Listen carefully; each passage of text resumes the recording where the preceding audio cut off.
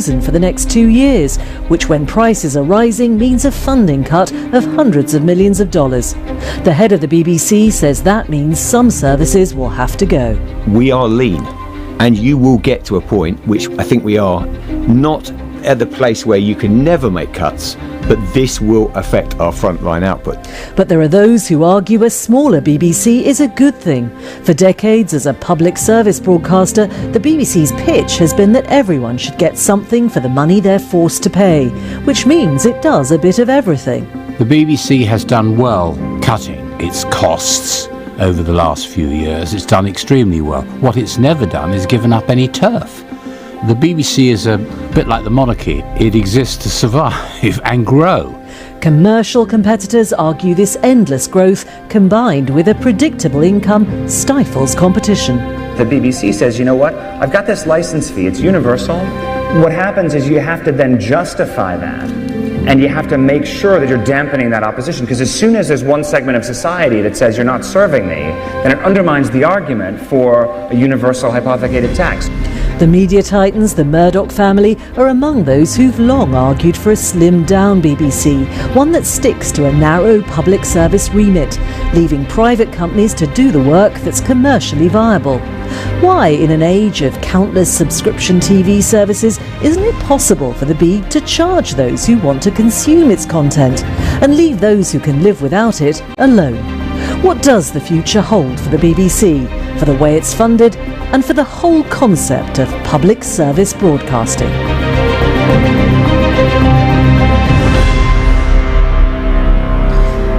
We're talking about ourselves this week. I'm talking about my employer, never the most comfortable place to be. But before you dismiss this conversation as little more than navel-gazing, what we also want to do is think about the place of public service broadcasting in a fragmented media world, which in turn is shaping our political landscape.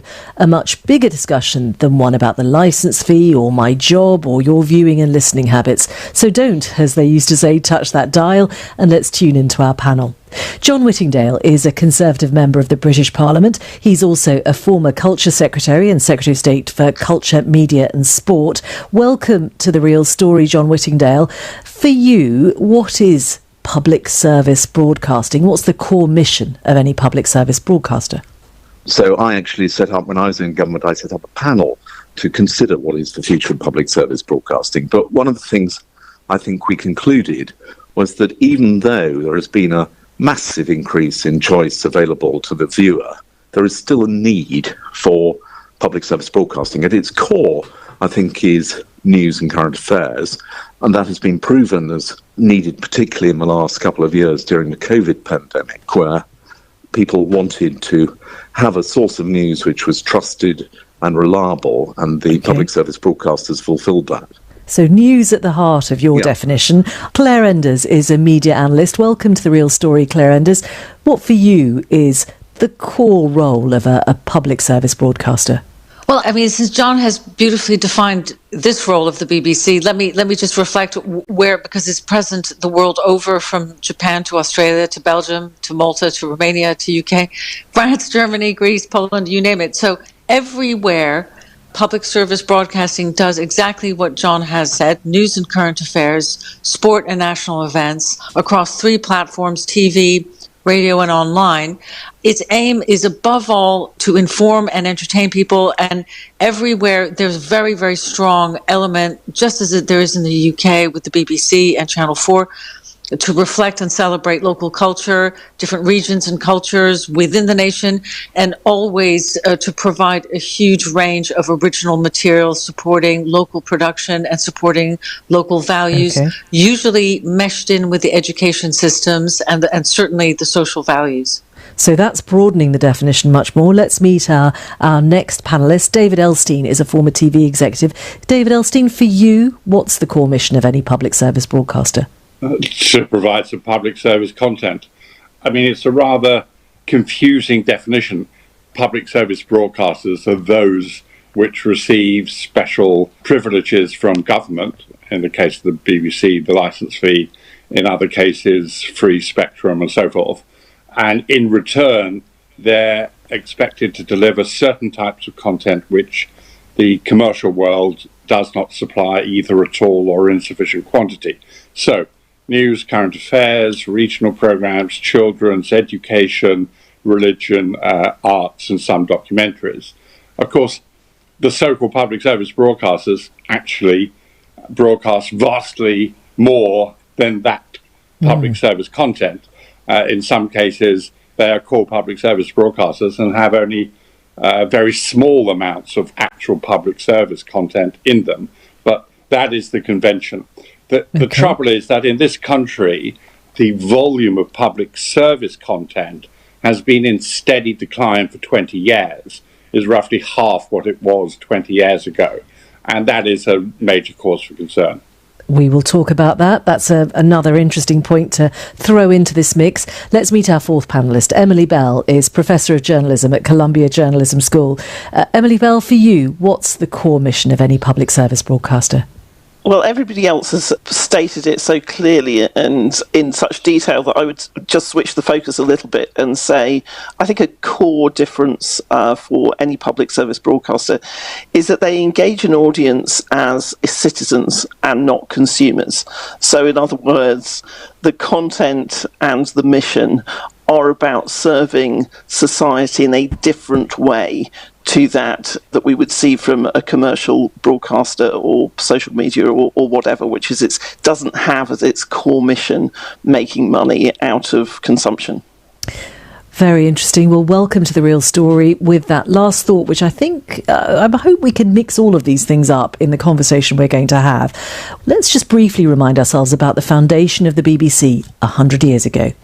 Through one of the marvels of modern science, I am enabled this Christmas Day to speak to all my peoples throughout the empire.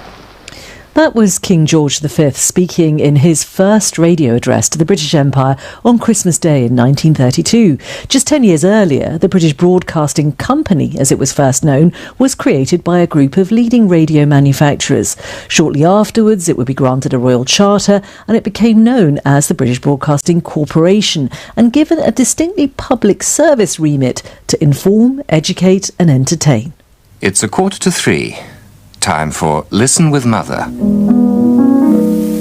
Are you sitting quite comfortably? Then I'll begin. Calling all workers. Music while you work will be played by Troyes and his banjolier. From the very early days, it was primarily funded through a levy paid by those who bought radio receivers, and later, as technology moved on, by an annual TV licence fee. Over the course of the century, the organisation's expanded. It now boasts a network of local radio stations, 10 national radio stations, 7 national TV stations, language services in Scotland and Wales, World Service Radio broadcasting in English and dozens of other languages, World News TV in English, Arabic and Persian. There's a website and there's also a commercial arm which sells BBC-owned content to overseas broadcasters and streamers. It is big. David Elstein, too big? No, I don't think so. The BBC but the authority has closed its investigation into the company and has told it that no enforcement action will be taken against it. The regulator opened an investigation into the company in January 2020 after it uncovered accounting irregularities in August 2019. Well, the issue rocked the business and led to a boardroom clear-out. Well, M&C Archie, whose clients include Burberry and Hugo Boss, also said today that following a strong end to the year, it now expects full-year profits to be materially ahead of its previous expectations. And the company behind the Wagamama and Frankie and Benny's restaurant chain said today that profits for the year will be at the top end of expectations. The restaurant group said that Wagamama's sales in October, November and December were all ahead of the same months 2 years ago prior to the pandemic, while those of its leisure and pub businesses in October and November were also ahead of 2019 levels. But the company said that while it was encouraged by the scrapping of all Plan B restrictions next week, it expected consumer confidence may take longer to recover. Now, plans for a new electric vehicle battery gigaplant in Northumberland have been boosted today by fresh investment from the government and the private sector. The government has pledged £100 million to British Volt's project. That funding will be augmented by £1.7 billion from the fund manager Aberdeen and the real estate fund manager Tritax. Well, British Volt says the factory will employ 3,000 workers across the northeast of England. The business secretary has defended the government's investment as necessary amid global competition. Kwasi Kwarteng told Sky News the facility was a once-in-a-generation opportunity for the UK. The reason why we've put a little bit of government money into this is that this is a global competition. Every other country, advanced manufacturing country, is giving subsidies, is giving breaks to companies to invest in electric vehicle manufacturing. And this is a once-in-a-generation opportunity. If you haven't got any ability to make electric vehicles, you're never going to build that. And you've got one opportunity to do that in the early 2020s. Well, joining me now to discuss this in more detail is British Volt's Executive Chairman, Peter Rolton. Peter, very good morning to you. I mean, this provides you with £1.7 billion worth of funding. I think the overall cost of the project has been put at £3.8 billion. Where is the rest of the capital going to come from? Yes, well, I think it's important, first of all, to say what the 1.7 is going to be used for. That gets the actual infrastructure and shell and core, and it gets the physical building, all 4 phases built and constructed. The rest of the capital budget is on production lines and equipment, and that we're raising through the other markets, such as the debt market, and of course the government money is going a little way towards actually helping us with deposits on our first production line. There was speculation towards the end of last year that an IPO may be on the cards. Anything you can say about that? British Volt will IPO. The question is when, and we're going to pick our moment carefully.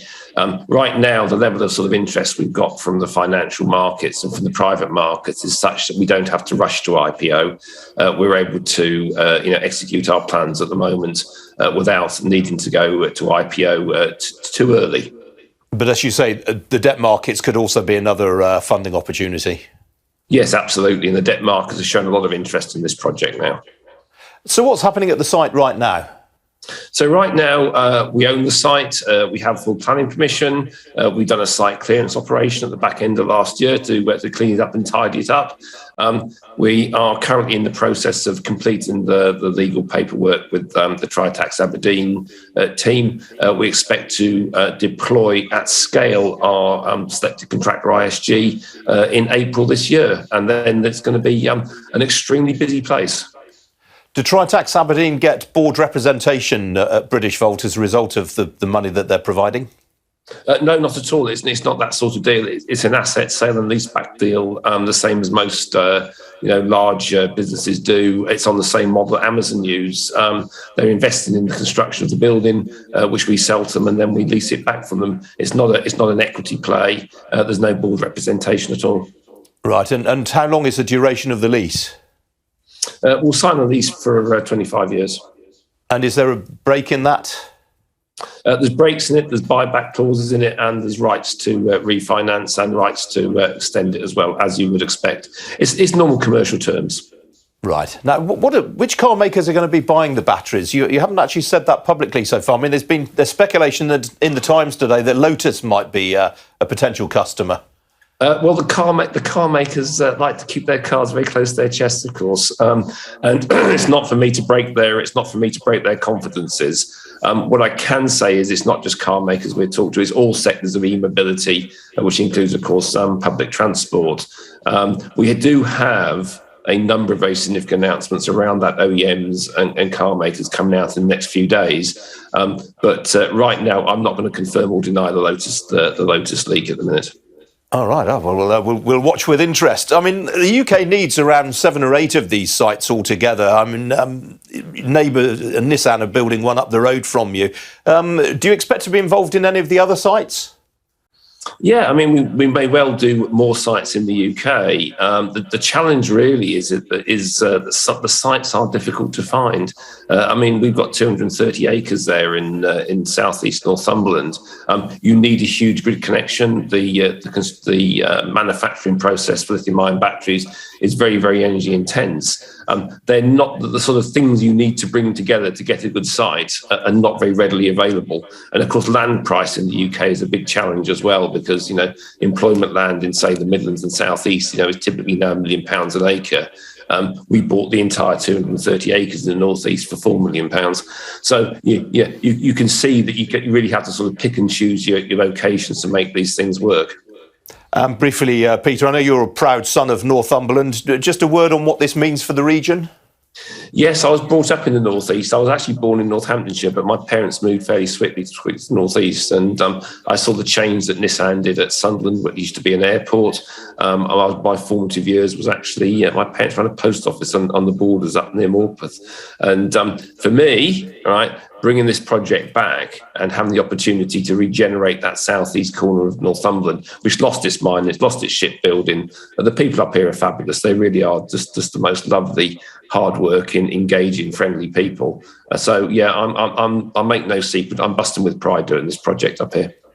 Excellent. Well, good to talk to you this morning, Peter. Hopefully see you again in future. Thank you. Thank you for your time. Well, still to come here on Ian King Live. Is cash on the way out? The new research showing we're withdrawing less money. Stay tuned.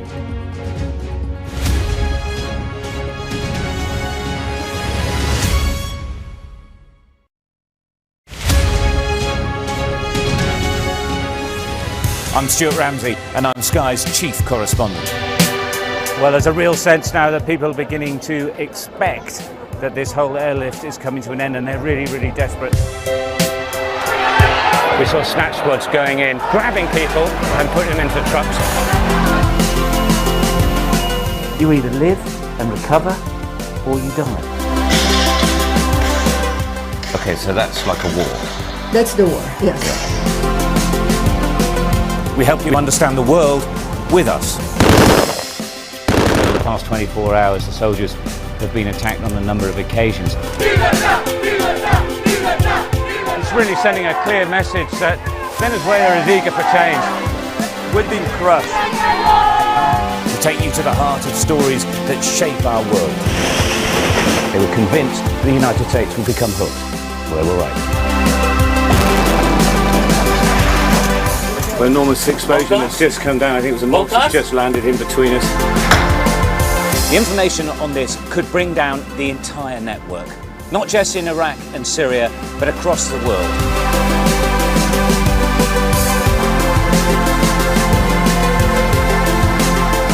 It's out of control, but if we're drawn, it's so hot.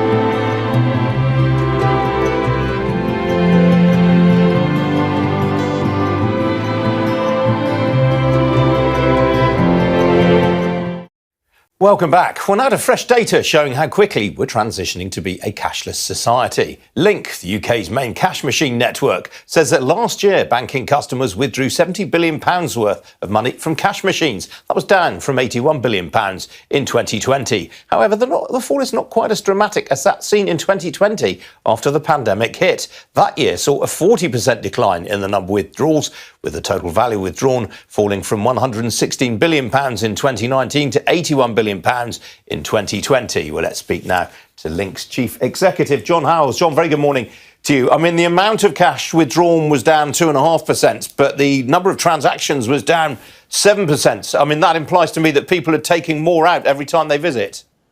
Well, I think what these numbers show is that we've got a big hit in cash through the pandemic. 40% down in 2020 is a really large drop.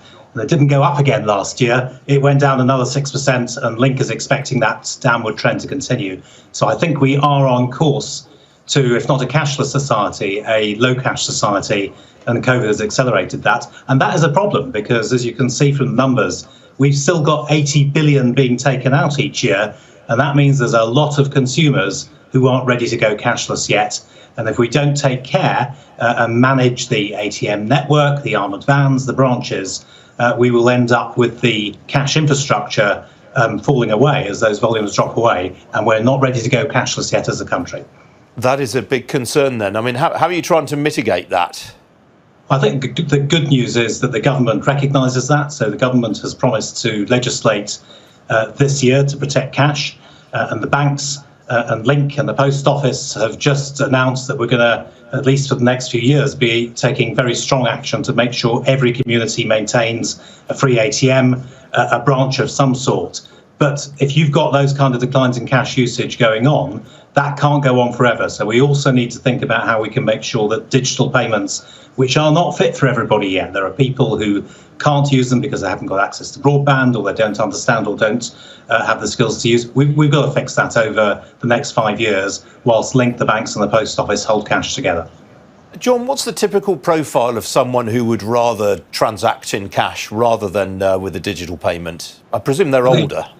It is varied. So it is a complete myth to say that they are poor or old or vulnerable. Of course, that group is highly represented, but you've got people right across the country who rely on cash, particularly when you come out to the main cities. So if you look at the cash usage figures, you'll see that it's lowest in the southeast, southwest of England, but it's still very high in Scotland, in Northern Ireland, in the northeast of England, and even in London. You've got a very diverse community there, lots of cash usage, and the average withdrawal last year ranged from maybe £1,000 for a consumer in the south of England, right up to £2,000 in some of those other places I mentioned. So very varied, and we need to protect cash because it's used by a lot of people, and most consumers use cash still. I use cash all the time. It may not be as often as it was 2 years ago, but I still buy my coffee when I go into London in cash, and 80-90% of the population are like that. Yeah, same here, John. I mean, one of the regional figures that jumped out at me, I mean, you touched on it a moment ago, Northern Ireland, obviously very, very keen users of cash there. Is there a suspicion of cashless transactions in that part of the country, you think?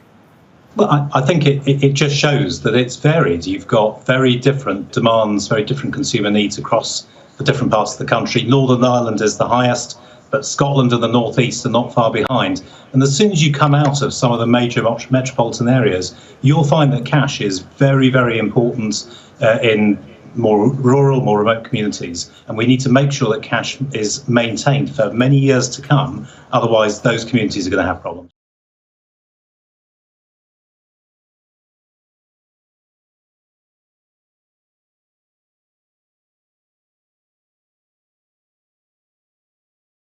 So how do you use SendWave? SendWave is an app that you can download onto your phone from the App Store or Google Play Store. The app is free to download. After downloading it, just open the app and enter your name, email, and phone number. That's it, you're good to go. Make sure you use the promo code SR, S for Starr, R for Radio. This promo code will give you £5 free credit to send to Africa on your first transaction. Your money will be delivered to your recipient within seconds. Feel free to call me on 0749 7377 647 at any time. I'll be happy to tell you all about SendWave and help you in any way I can. Remember to use the promo code SR for £5 free credit. Medasse. Tune in to On Point here on Star Radio UK with Empress Regina every Monday at 5 p.m. GMT. Looking forward to your company.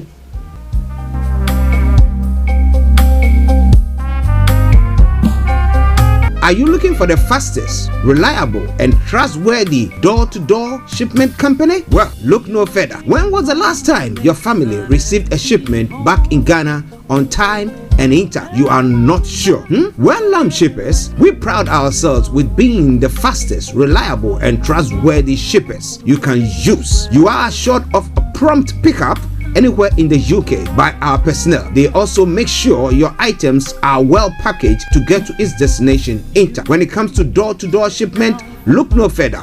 Well, Lamb Shippers, contact us on 07939009321 or 07498911820. or you can visit our website www.worldlamp.co.uk. You can also drop us a mail, info@worldlamp@gmail.com. World Lamp Shippers, fast, reliable, and trustworthy.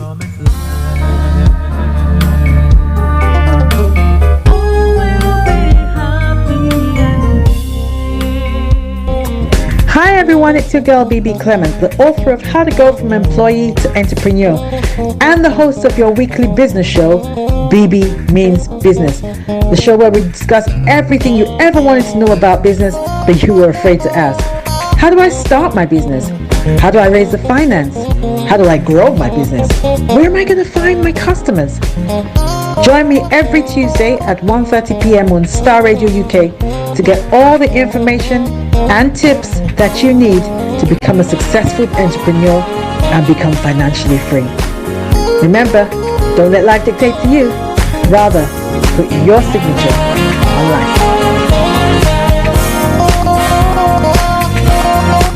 Check me out. He tells me my energy is making him tired. Yes! How do you get the energy to do I've been told that I have a lot of energy, but my goodness, I think today I have met my match, people.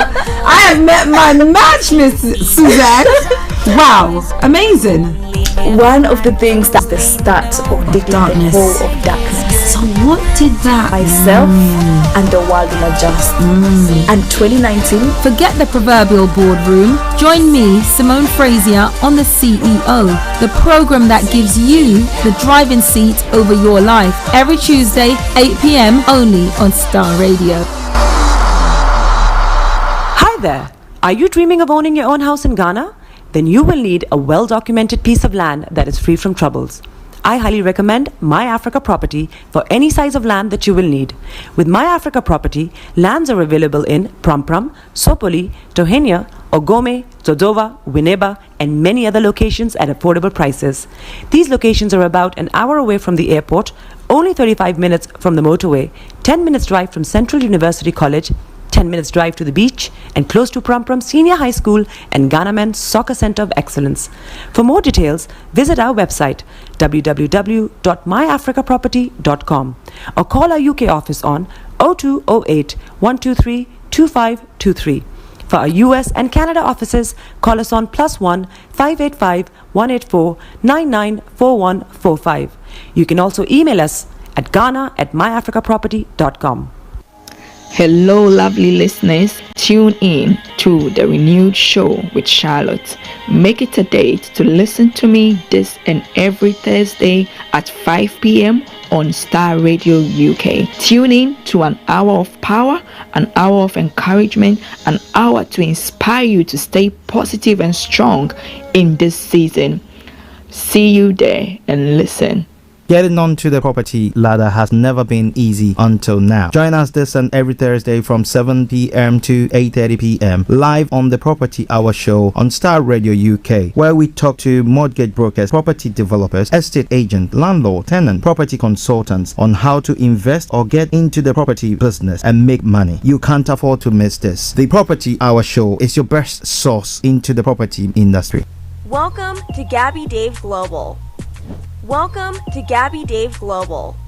We are a UK-based online e-commerce store, the first of its kind with license to trade in African products. Some of the products are clothing brands and all beauty accessories, hair and beauty brands, natural aphrodisiacs, processed and dried unprocessed food. Our mission at Gabby Dave is to connect African and Caribbean businesses to customers globally.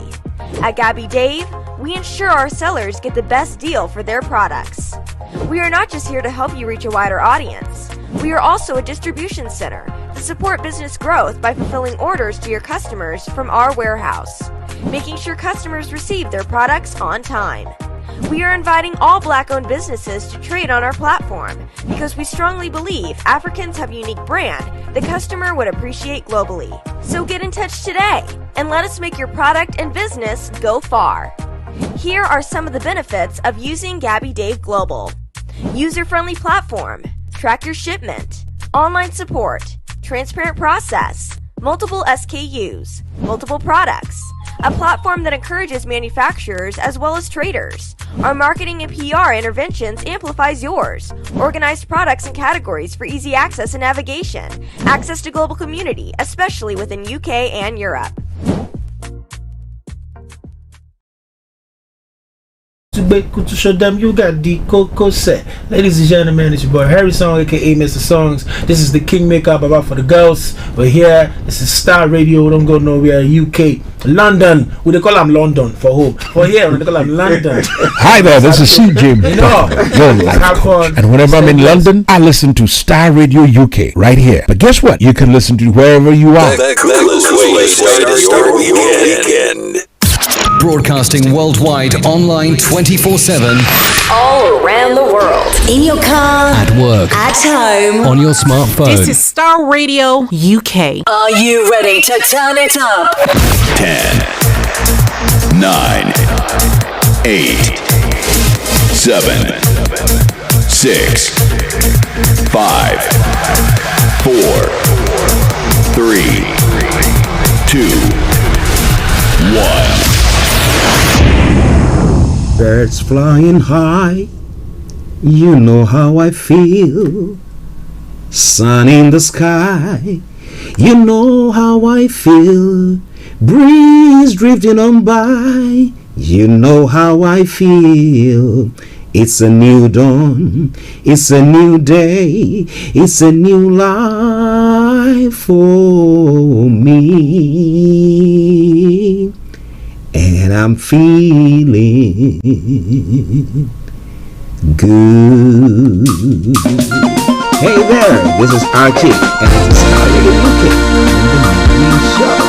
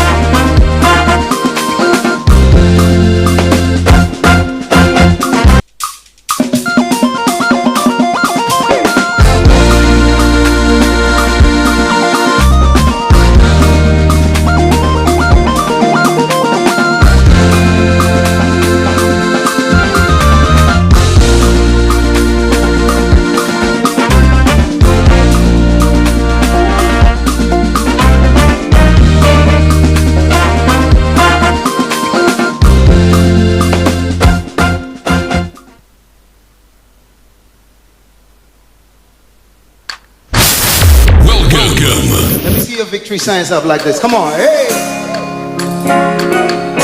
Yeah, yeah, yeah,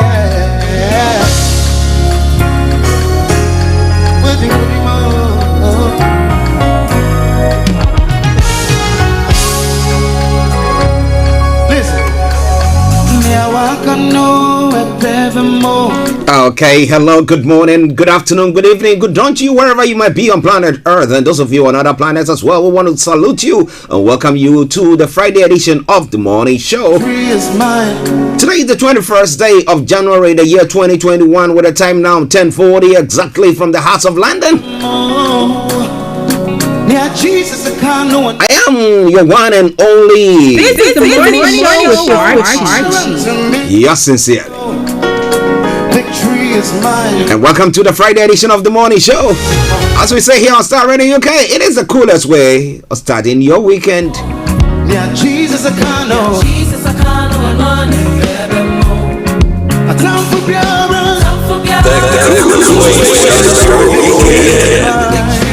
And I'm saying good morning to my colleagues, Mr. Frank Davis, Mr. Olaimi Kojo D, Mr. Dan Tabiri, CEO of GIL Accountancy Services, Felix all the way in Aberdeen, and my able producer, Mr. Francis Guy. To our listeners in the US, the Makivas, Isaac, Sidel, and Albert, I salute you all. I hope you are all doing good. This opportunity to also say good morning to Mr. Kofi Ali Abdul Yakin, Mr. Malik Dramani Mahama, Dr. Martin, Mr. David Kluche. Hey. David, I hope you are doing very well in the family as well. Mr. Theophilus Taiko, aka TT. Massive good morning to you all. To those of you in Asia, those of you in Europe, those of you in Australia, those of you in Africa, we salute you all, especially South Africa. To Mr. Ebenezer Hammond there, Chantel, and all you guys there. Massive good morning to you all. Victory is my name. I am victorious. Victory is my name. Share the broadcast with your friends and loved ones and invite them to like our pages wherever you might be. Okay. All and sundry, let me say, welcome, our protocol observed. Well, for the Friday edition of the morning show, this is how the program goes. I'm going to bring you the quote for the day, the weather forecast will follow suit, then the travel update as well. And then exactly at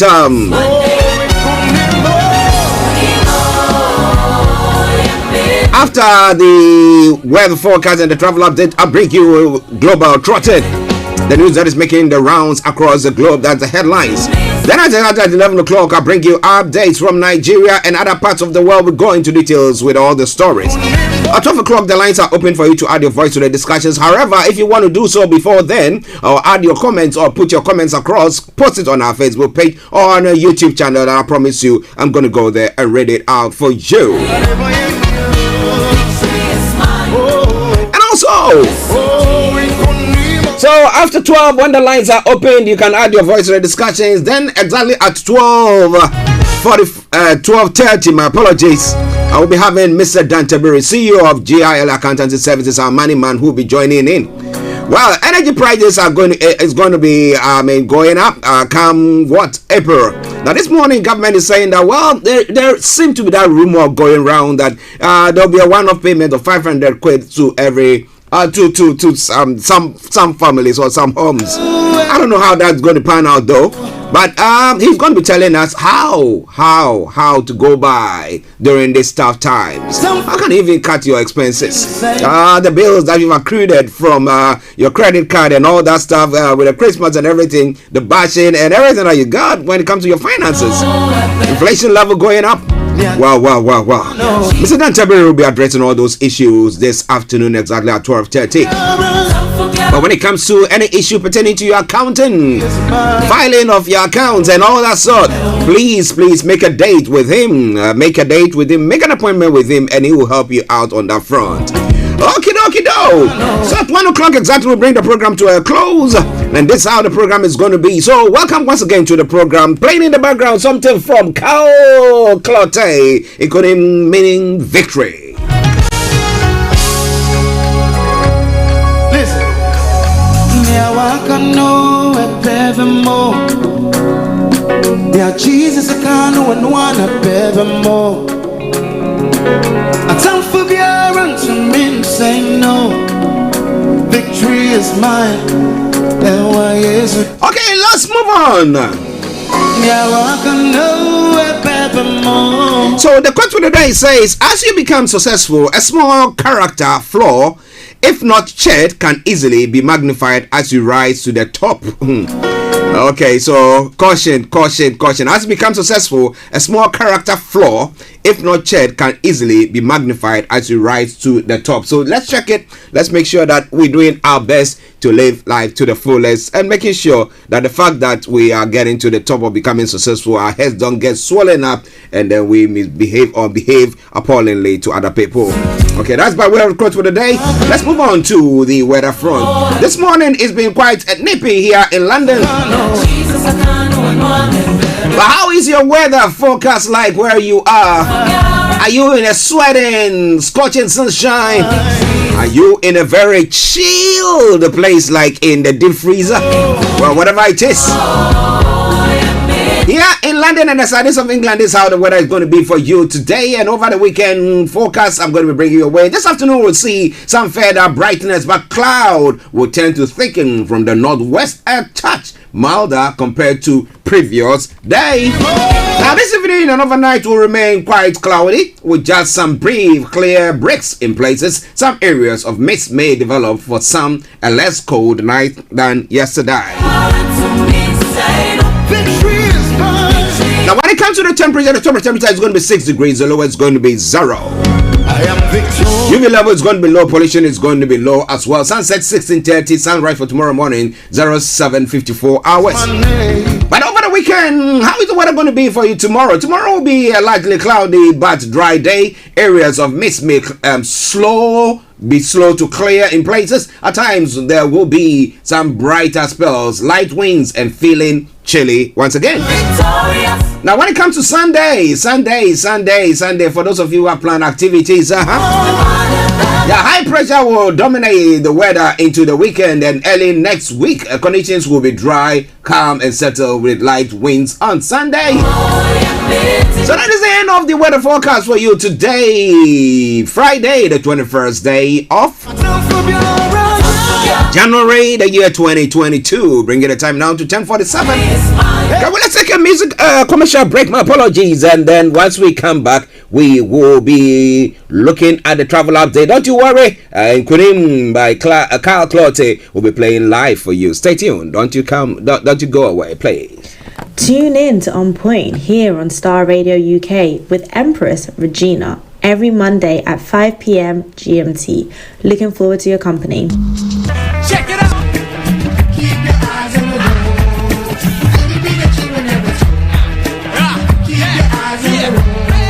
This is Starr Radio UK. Okay, so this is Starr Radio UK, your favorite African and Caribbean radio station in London. Your travel updates. So what is happening on the underground this morning here in London? Well. On the district line, there are severe delays between High Street, Kensington and Edgware Road due to an earlier 40 train at Paddington. Good service on the rest of the line. Now moving on straight to the northern line as well. There's part closures there as well, as we've been announcing until mid-May 2022. No service between Moorgate and Kennington due to major upgrade works. However, buses will be operating bus route 733. Waterloo and City lines have got planned closures. The other side, all the others have got good service. TFL Rail, DLR, London Tramlink, London Overground, good service there as well. But keep your eyes on the roads. Keep your eyes on the roads and we'll keep you navigated. I promise, our bond. Now moving on straight to the river bus this morning. On the river bus, apart from the Woolwich ferry that is suspended, all the others have got good service. Check it out. Keep your eyes on the roads. Now moving on to the National Rail this morning. On the National Rail, Cross Country has got special service. East Midland Railway special service. First Transpennine Express special service. Gatwick Express special service. Great Western Railway special service. Great Anglia special service. South Western Railway special service. Southern special service. And Thameslink special service there as well. But continue to keep your eyes on the roads as we keep you navigated. I promise, our bond. Now moving on to the final segment of the travel update, that is the major roads in London. Let me tell you what is happening there. A3 has got closures, A4 closures, Central London Red Routes closures, South Circular A205 closures there as well. And as I will say all the time, well. Good morning, good afternoon, good evening, good dawn to you wherever you might be on planet Earth. Enjoy your comment for today, but you know what? Continue to keep those eyes on the roads. Guys, this is your friend Uruj from SendWave. SendWave is a money transfer app that is used by people all over the world to send money to their loved ones in Africa.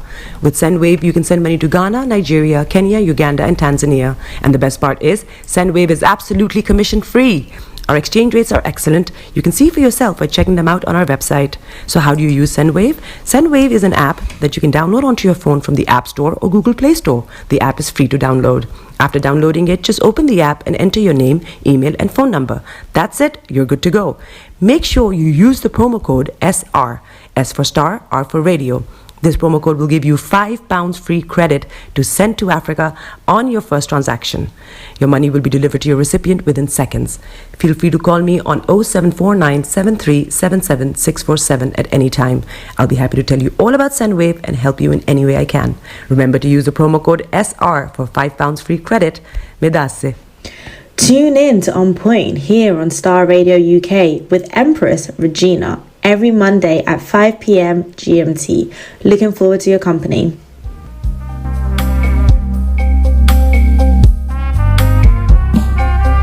Are you looking for the fastest, reliable, and trustworthy door-to-door shipment company? Well, look no further. When was the last time your family received a shipment back in Ghana on time and in time? You are not sure? Well, Lamb Shippers, we pride ourselves with being the fastest, reliable, and trustworthy shippers you can use. You are assured of a prompt pickup anywhere in the UK by our personnel. They also make sure your items are well packaged to get to its destination in time. When it comes to door-to-door shipment, look no further. Well, Lamb Shippers, contact us on 07939009321 or 07498911820, or you can visit our website www.welllamp.co.uk. You can also drop us a mail, info@welllamp@gmail.com. Well Lamb Shippers, fast, reliable, and trustworthy.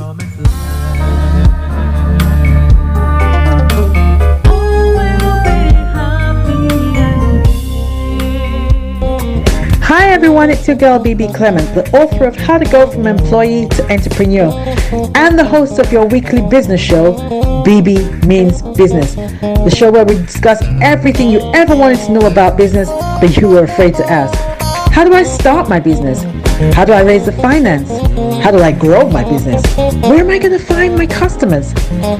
Join me every Tuesday at 1:30 p.m. on Starr Radio UK to get all the information and tips that you need to become a successful entrepreneur and become financially free. Remember, don't let life dictate to you. Rather, put your signature on life.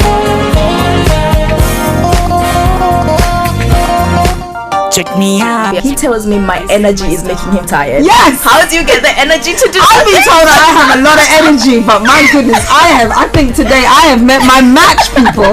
I have met my match, Miss Suzanne. Wow, amazing. One of the things that's the start of digging the hole of darkness. So what did that? Myself and the world will adjust. And 2019. Forget the proverbial boardroom. Join me, Simone Frazier, on the CEO, the program that gives you the driving seat over your life. Every Tuesday, 8 p.m. only on Starr Radio. Hi there. Are you dreaming of owning your own house in Ghana? Then you will need a well-documented piece of land that is free from troubles. I highly recommend My Africa Property for any size of land that you will need. With My Africa Property, lands are available in Pram, Sopoli, Tohenia, Ogome, Dodova, Winneba, and many other locations at affordable prices. These locations are about an hour away from the airport, only 35 minutes from the motorway, 10 minutes drive from Central University College, 10 minutes drive to the beach, and close to Pram Senior High School and Ghana Men's Soccer Center of Excellence. For more details, visit our website www.myafricaproperty.com or call our UK office on 0208 123 2523. For our US and Canada offices, call us on +1 585 184 994145. You can also email us at ghana@myafricaproperty.com.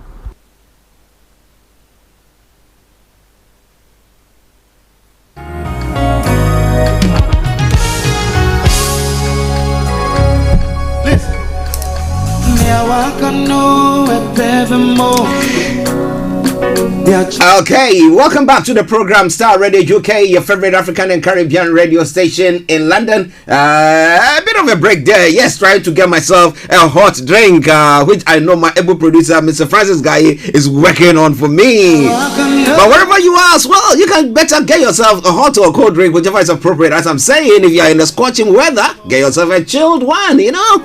I remember back in the day, I could go get myself some nice chilled Coca-Cola, and then we go to the restaurant and go have some nice or some nice meal, you know.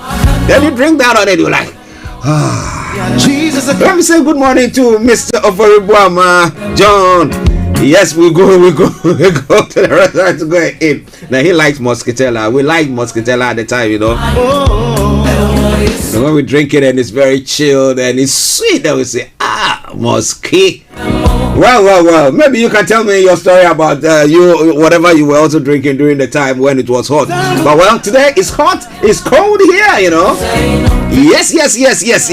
So let's crack on. Let me say good morning to Pastor Emmanuel Chidi as well. Man of God, thank you very much for your support all the time.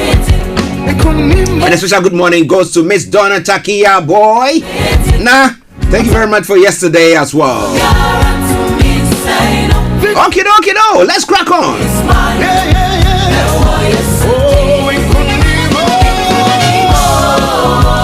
Global Trotting. What is happening from across the globe?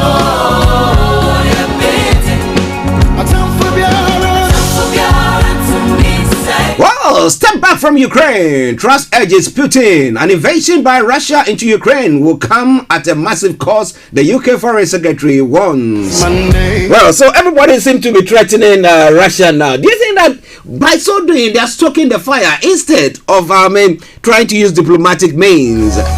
Is the UK going to use missiles against against nuclear missiles against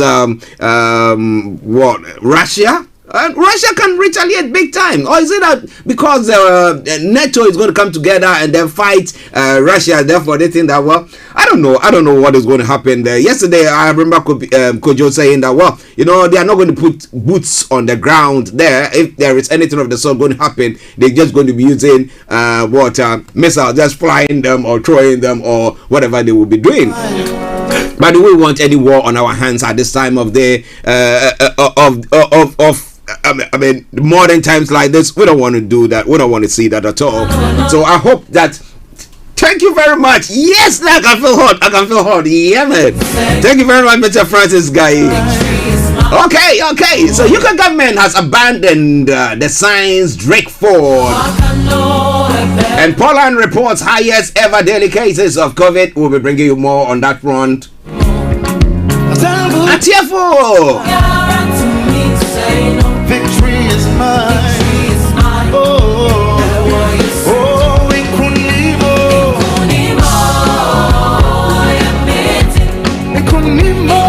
Women's pension shortfall is shameful. MPs say a damning report says errors could be repeated after 134,000 people were underpaid their state pension. My goodness. I think we need Mr. Tabiri to tell you more about that if you've had any experience of that sort, or you want to share with us, or you have any questions pertaining to going forward, feel free to do so.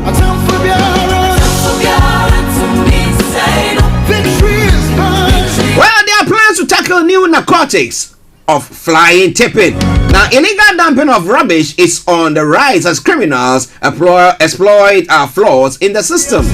You go to some communities and you look at some areas and it's like they've just dumped everything everywhere. But my problem here is, once again, if the councils are charging humongous amounts to come and take something to dispose of something for you, then people who want to actually get rid of something, assuming your bed is broken down or maybe a cabinet or something, and you really need to get rid of it so you can put something else in there, and you think that the price is such that you cannot, anybody who comes to say, oh yeah, give me that and I'll get dispose of it, or the names there, people are just going to fall prey to that and then just do it. So what are the councils going to do? But we'll see what happened on that front as well. Maybe you think that maybe whatever the councils are charging is good enough. So how come that they don't manufacture or produce furniture or things like that, or such that are durable, that will never break? They always bring things that are you use it a bit, they tell you 2 years after that it just breaks down and then you need to dispose of it, and they don't want to take it. So how do you do it? Well.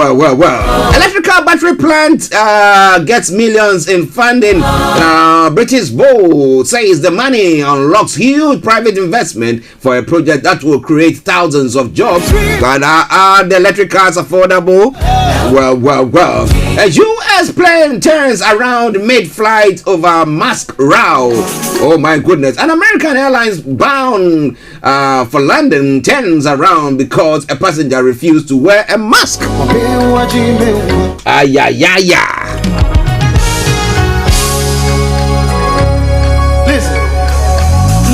If it is the rule that you have to put on a mask before you board the plane or on board of the plane. You on board the plane, you need to have that on. I don't know why. I like to stand up for myself, and when things are not right, I want to do that. But when this is the norm, this is what you are supposed to do, and you know that at a particular institution or wherever you're supposed to go to, that is what is required of you, and you go there and you want to stoke trouble. Look at people's appointments. People who needed to be in London at a particular time for various things that they needed to do business and all that stuff now have to be returned because one person is beginning to gosh, it is selfishness or what? It's like people who go do protests, Now you want to protest, you can protest as much as you want, but don't be an inconvenience, a nuisance to me. All right then, Starr Radio UK, your favorite African and Caribbean radio station in London. Maybe I'm being over the top, but what do you think about all that? It is all coming your way from Starr, your favorite. Victory is mine.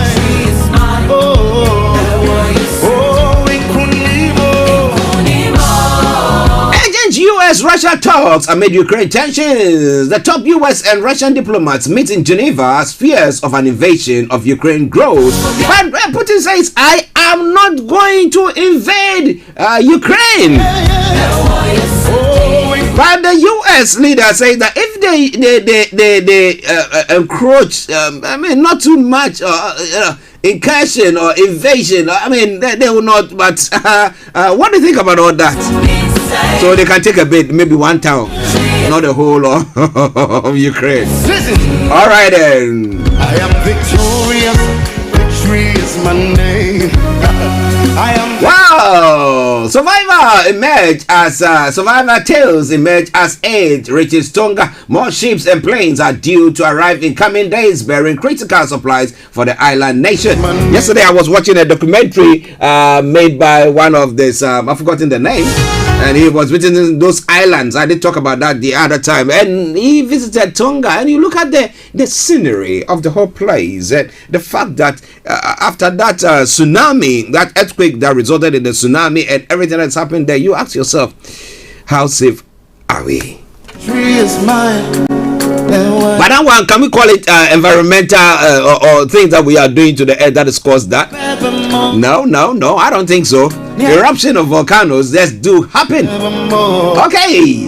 Now singer Meatloaf dies at 74. The US rock star Bat Out of Hell album is one of the best selling of all time.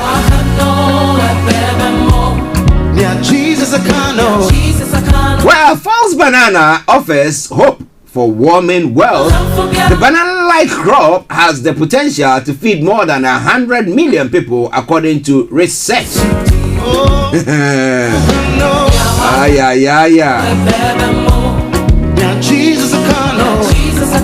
Well, interestingly as well, what is happening in Ghana? Many fear dead after a huge explosion in Ghana. Video shows how many destroyed buildings and scattered debris near the mining town of Bogoso.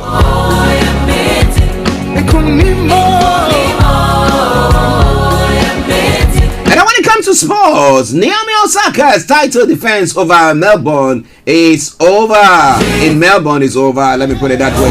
Defending champion Naomi Osaka is out of Australian Open after losing in the third round to American opponent Amanda Anisimova.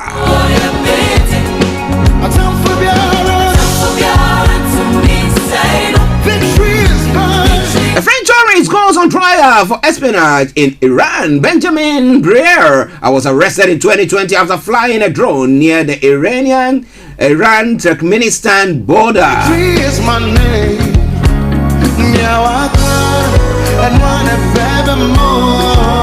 And the UN has defined Holocaust denier in new resolution. Iran disassociates itself from the text which was put forward by Israel and Germany.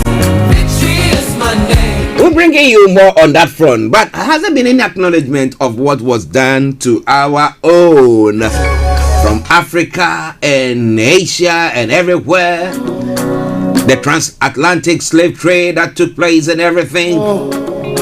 Well. In the animal kingdom, it seems like some animals are more equal than others. What do you think? It all coming away from Starr Radio UK. Well, it looks like more musicians are dying. I remember back in, I don't know whether 2 years ago or last year, in January, when a few musicians passed on, or actors and stuff like that passed on, and as people were saying, is God having a party in heaven and needed these people to come and sing, and therefore they migrated to heaven. The Brazilian samba legend Elza Soares died age 91. Her career spanned 6 decades, and she used her music to campaign against racism. It's all coming away from Starr Radio UK.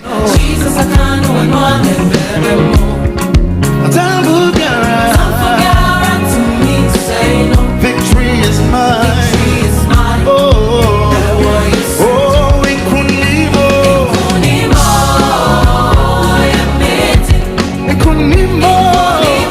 Yes, still playing in the background.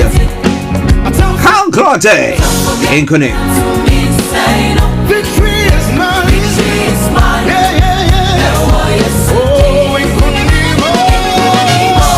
Yes, let's now go to the African continent and have a look at some of the stories making the rounds there. Remember, it is a Friday edition of the morning show. I'm making it as lively as I can. Now, South Africa minister defies president and denies apologizing.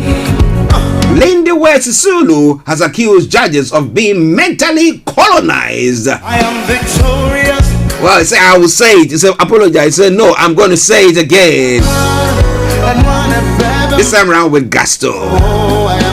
Well, we'll bring you more on the front. Everybody say I am victorious.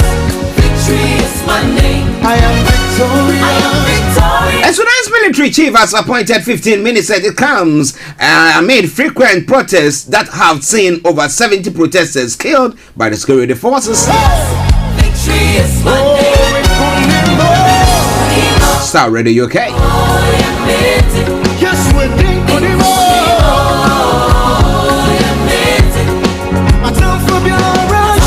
Well, when it comes to Nigeria, gunmen kidnapped by Elsa Commissioner for Trade.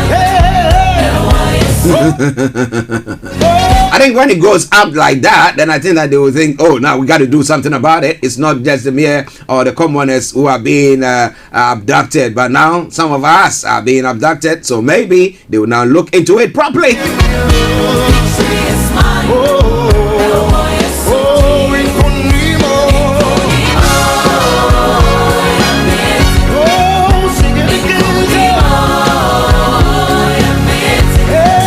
Nigeria. Nigerians react as Obasanjo decorates son with new rank. I'll bring you more on that front. He's not the security chief, so well.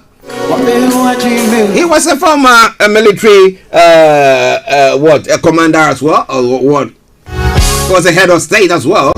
So maybe he has the right to do so. If the military high command decides that his son should be awarded that and decided that he should be the one, doing that for him, well, what's wrong with that? No. Okay. Victory is mine.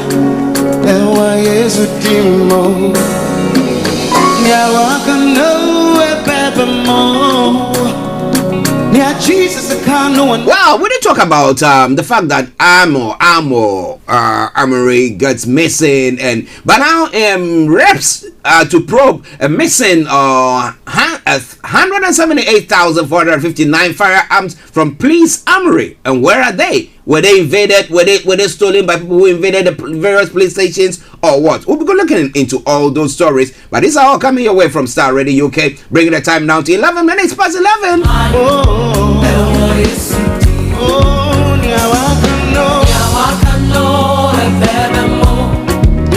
Starr Radio UK.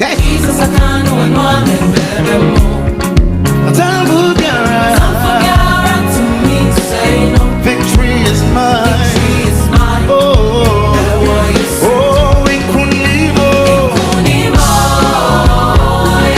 And for those of you who know, Haji Maria Manga is dead as well.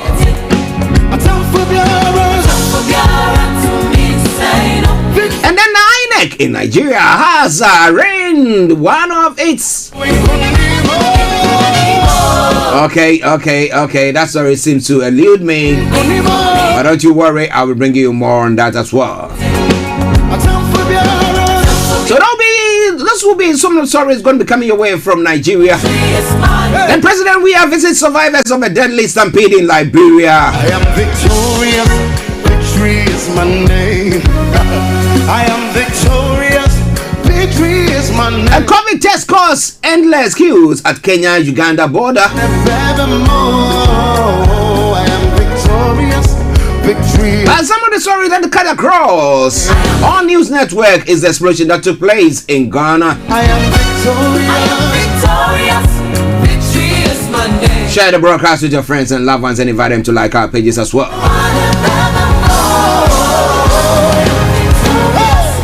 So, explosion kills 17 and 59 injured, government is saying, but minority is calling for impartial inquiry into the Bogozo tragedy.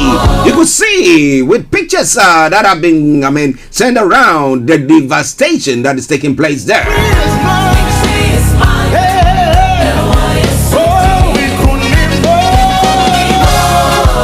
And I think this wasn't one on Tuesday or Wednesday. I did touch on this story where the Presbyterian Church took over an edifice which was being occupied or used as a school building, a classroom block for some schools. That they were using that for the Presbyterian Church wanted to use that for their offices, and therefore the children were displaced. However, the Presby moderator has stormed Koforidia to address that issue. We'll be looking into that. As I said earlier on, what was the sense in doing so? Jesus Christ,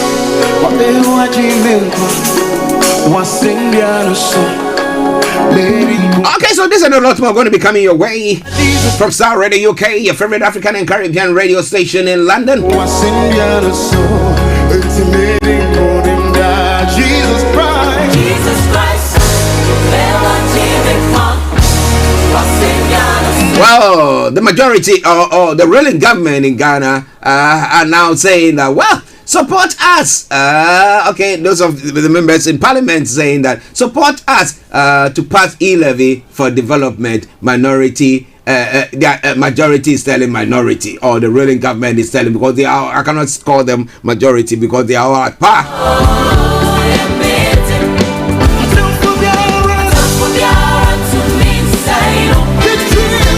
National Investment Bank is laying off workers in voluntary redundancy. I had some information coming through that they want to ruin the whole thing. But what do you think about all that?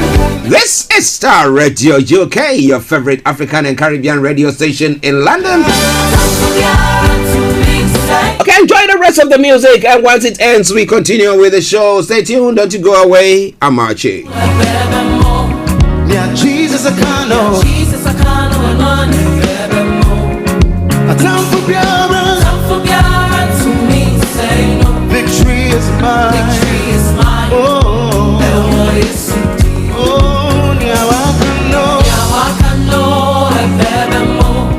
yeah, Jesus, I can't know. Jesus, I can't know. Time for Biara to me, say no. Victory is mine. Victory is mine. Oh.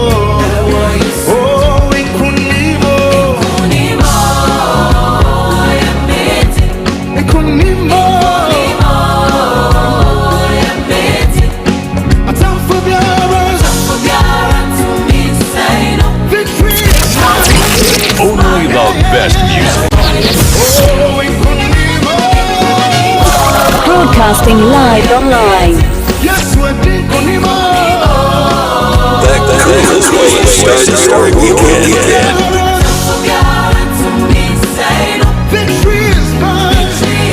Enlighten your day. Starr. I am victorious.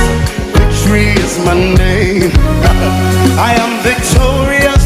Victory is my name. And one forevermore. I am victorious. Victory is my name. And everybody say, I am victorious. Victory is my name. I am victorious. I am victorious. Victory is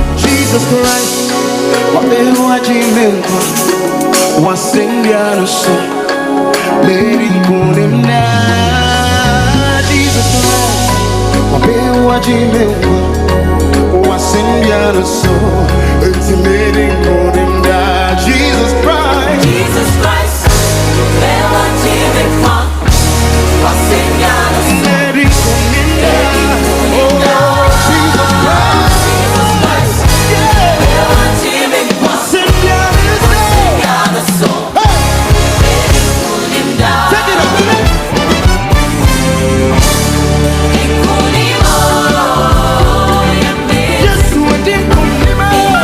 all around the world.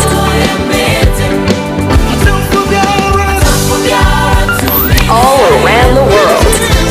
In your car, At work, at home, on your smartphone, broadcasting worldwide online 24/7. This is Starr Radio UK. This is Starr Radio UK. This is Starr Radio UK.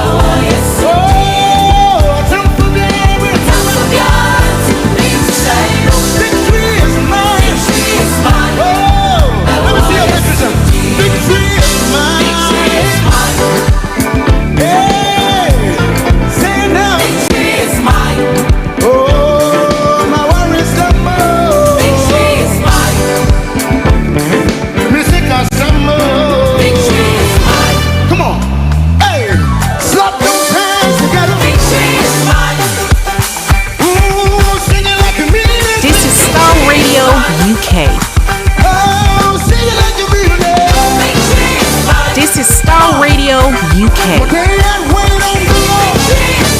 This is Starr Radio UK.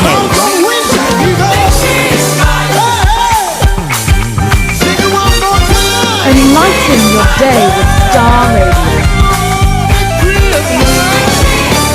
This is Starr Radio UK. This is Starr Radio UK. Put your hands together for Jesus.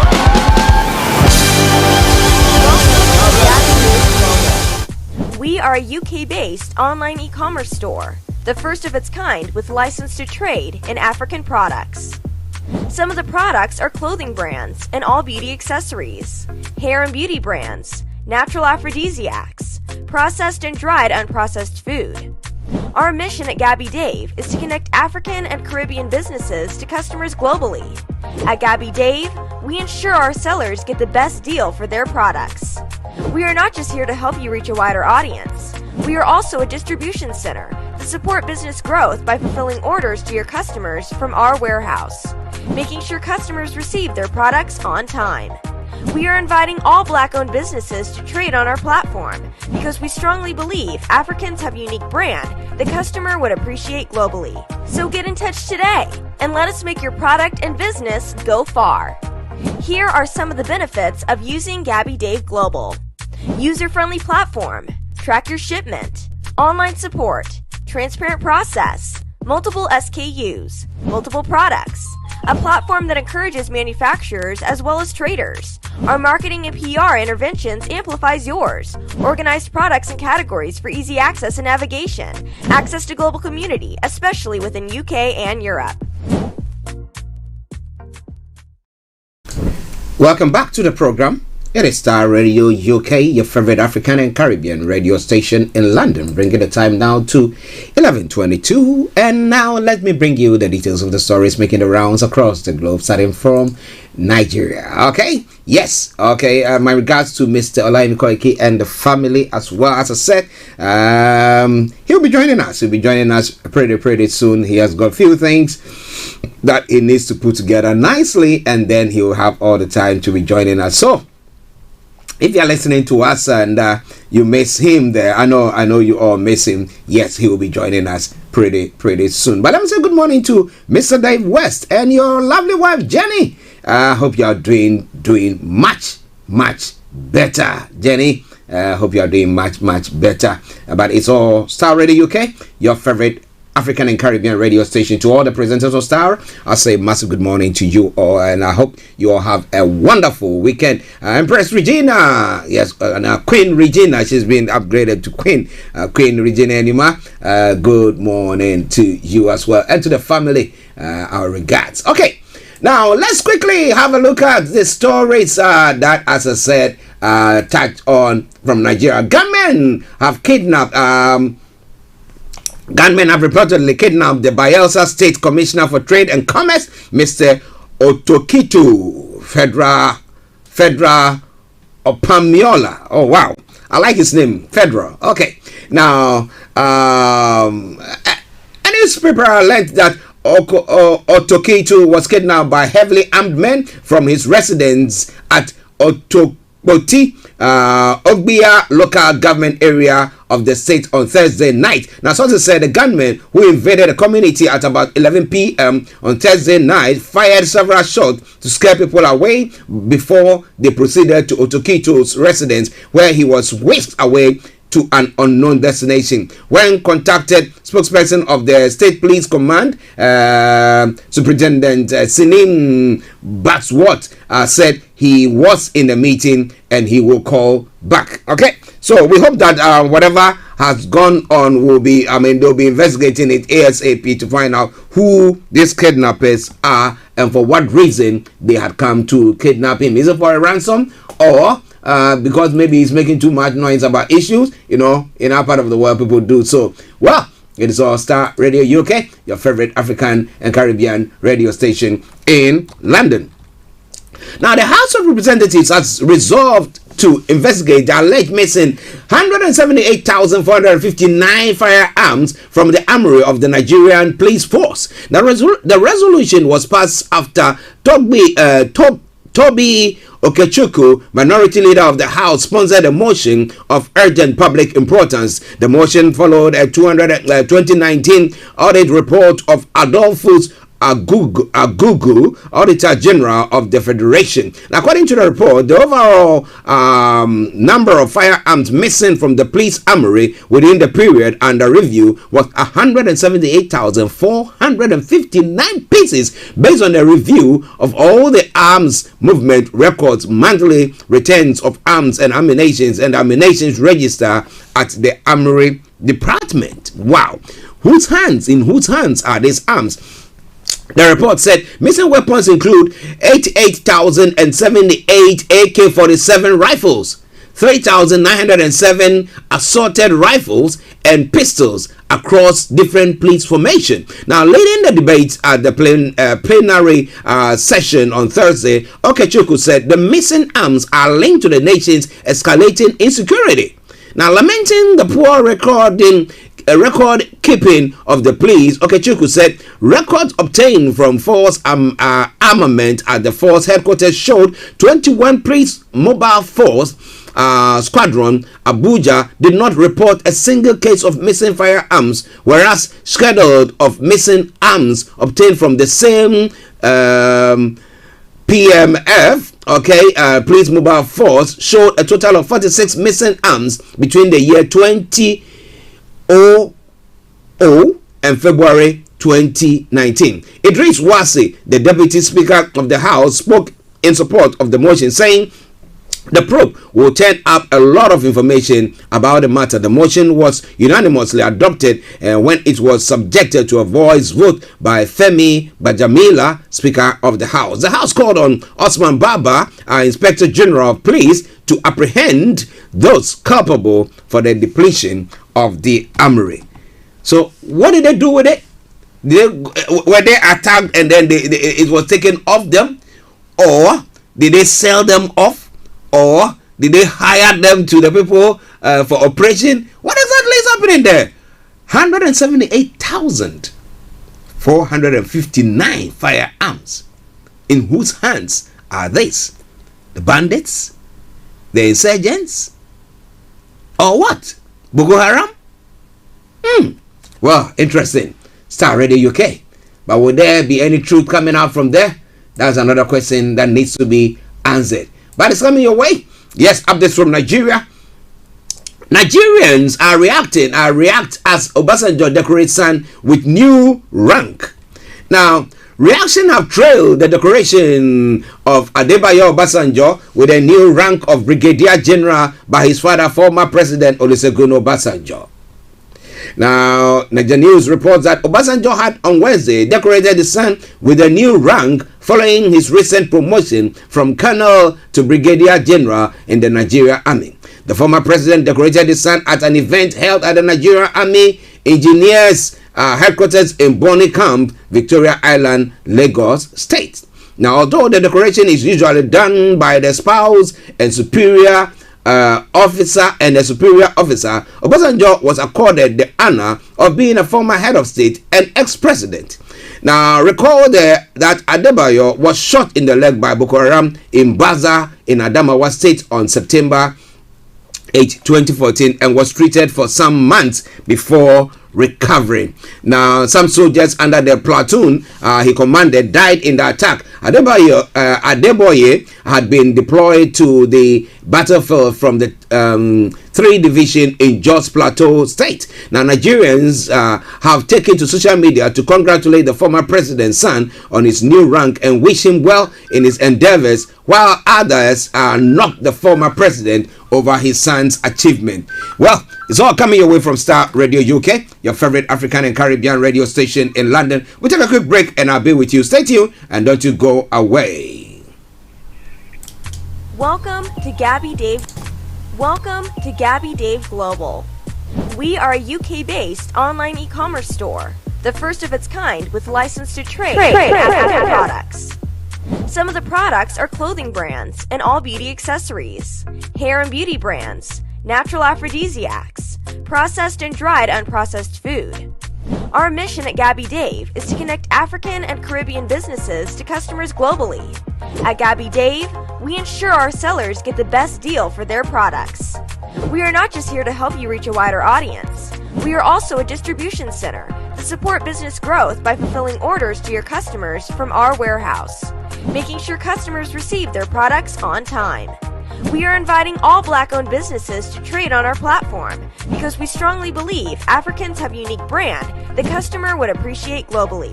So get in touch today and let us make your product and business go far. Here are some of the benefits of using Gabby Dave Global.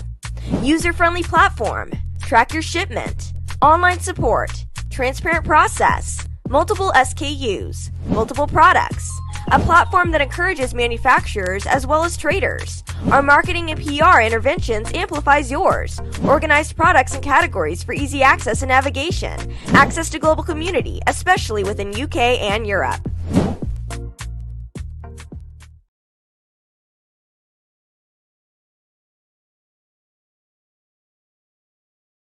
Transfer app that is used by people all over the world to send money to their loved ones in Africa. With SendWave, you can send money to Ghana, Nigeria, Kenya, Uganda, and Tanzania. And the best part is, SendWave is absolutely commission-free. Our exchange rates are excellent. You can see for yourself by checking them out on our website.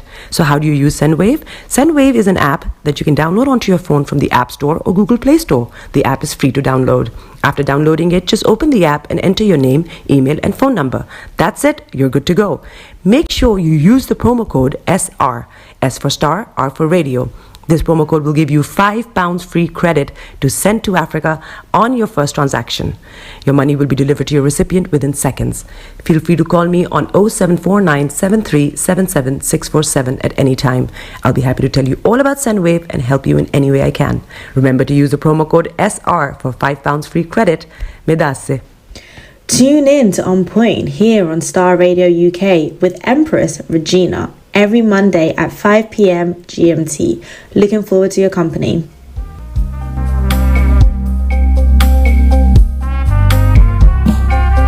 Are you looking for the fastest, reliable, and trustworthy door-to-door shipment company? Well, look no further. When was the last time your family received a shipment back in Ghana on time and in time? You are not sure? Well, Lamb Shippers, we pride ourselves with being the fastest, reliable, and trustworthy shippers you can use. You are assured of a prompt pickup, anywhere in the UK by our personnel. They also make sure your items are well packaged to get to its destination in time. When it comes to door-to-door shipment, look no further. Well Lamb Shippers, contact us on 07939009321 or 07498911820, or you can visit our website www.welllamb.co.uk. You can also drop us a mail, info@welllamb@gmail.com. Well Lamb Shippers, fast, reliable, and trustworthy.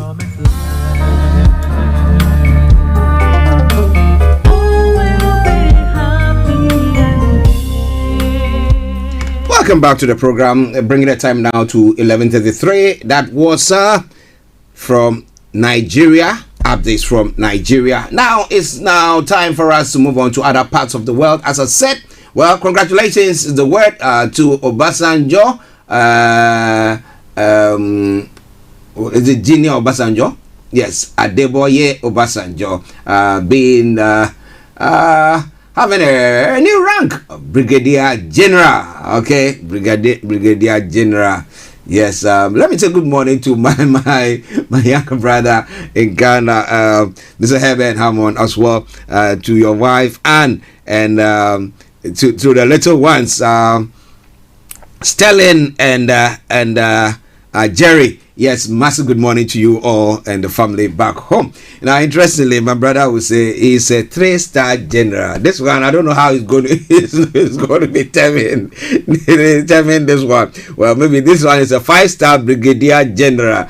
Okay, well, congratulations to them. May it come out to be something that will help the Nigerians as a whole. And yes, all right then. Okay.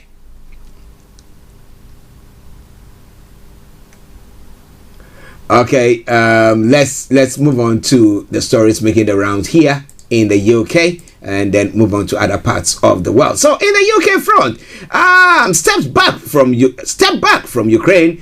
Truss urges Putin. Now, which Truss? That's the Foreign Secretary. Foreign Secretary Liz Truss has warned Russia that invading Ukraine will lead to a terrible loss of life like the Soviet takeover of Afghanistan. In a speech in Sydney, Ms. Truss accused Russia of wanting to recreate the Soviet Union and urged President Vladimir Putin to step back. Her warning came ahead of talks between the US and Russia. Now, Russia denies it's planning an invasion, but has moved 100,000 troops near to its border with Ukraine. It has seized Ukrainian territory before Crimea in 2014, and the head of the military alliance NATO has warned that there is a real risk of a fresh conflict in Europe. Now, President Vladimir Putin has made a series of demands to the West, insisting Ukraine should never be allowed to join NATO and that NATO abandons military activity in Eastern Europe. Now, so somebody will say, who are they?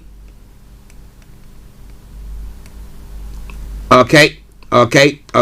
Who are they to sign such a warning to them? Do you think that maybe they will just back it all and then come on, get on with it and let's get on with our lives? Now, President Vladimir Putin has made a series of demands to the West, insisting Ukraine should never be allowed to join NATO and that NATO abandons military activity in Eastern Europe. Yesterday we were talking about it, but do you think a full-fledged war or invasion will take place? Because he's giving them the word that, well, I'm not going to invade, but encroach bit by bit. Do you think that's going to take place?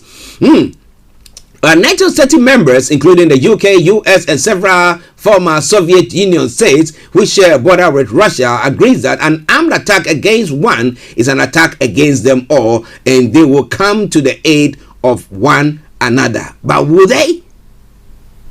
At what cost? Now, speaking on Friday, Ms. Truss said, we are very clear, together with our allies in G7, with our allies in NATO, that if there is an incursion by Russia into Ukraine, it will come at a massive cost. We are prepared to put very severe sanctions in place, she said, and added that the UK was ready or already supporting Ukraine with defense. The Prime Minister Boris Johnson and German Chancellor Olaf Scholz discussed Ukraine during a phone call on Thursday evening. Downing Street said the agreed further military aggression will come at a high cost for Russia. Now, earlier this week, Britain announced it was supplying Ukraine and with extra troops for training and defensive weapons. Now, dozens of British troops have been in Ukraine since 2015 to help train its armed forces, and the UK also promised to help rebuild Ukraine's navy following Russia's invasion of Crimea. In her speech, Ms. Strauss said President Putin must desist and step back from the Ukraine before he makes a massive strategic mistake. The Kremlin, having learned the lessons of history, she said, they dream of recreating the Soviet Union or a kind of greater Russia, carving up territory based on ethnicity and language. They claim they want stability while they work to threaten and destabilize others. As she warned that an invasion would only lead to a terrible quagmire and loss of life, as we know from the Soviet-Afghan war and conflict in Chechnya. The Soviet war in Afghanistan stretched throughout the 1980s. Some 15,000 Red Army soldiers and more than a million Afghans were killed, and the country was left in ruins. Now, Ms. Strauss, who is in Australia to boost ties with the country, added, we need everyone to step up. Together with our allies, we will continue to stand with Ukraine and urge Russia to de-escalate. What happens in Eastern Europe matters for the world. Now, Ukraine's ambassador to the UK, Vadim Pristaiko, said he still believed there was a slight possibility that a catastrophe could still be averted. Sooner or later, Putin will have to do something, either withdraw or move ahead. So, all eyes on those borders, the border of Russia and Ukraine, and the other surrounding countries from the north, the south, the east. Yes, we'll see what happens on that front. But well, it is Starr Radio UK. Now, as I said, I announced earlier on, this afternoon, exactly 12:30, we'll be having our money man, Mr. Dan Tabiri, and today we are going to be looking at self-assessment tax returns filing in this COVID period.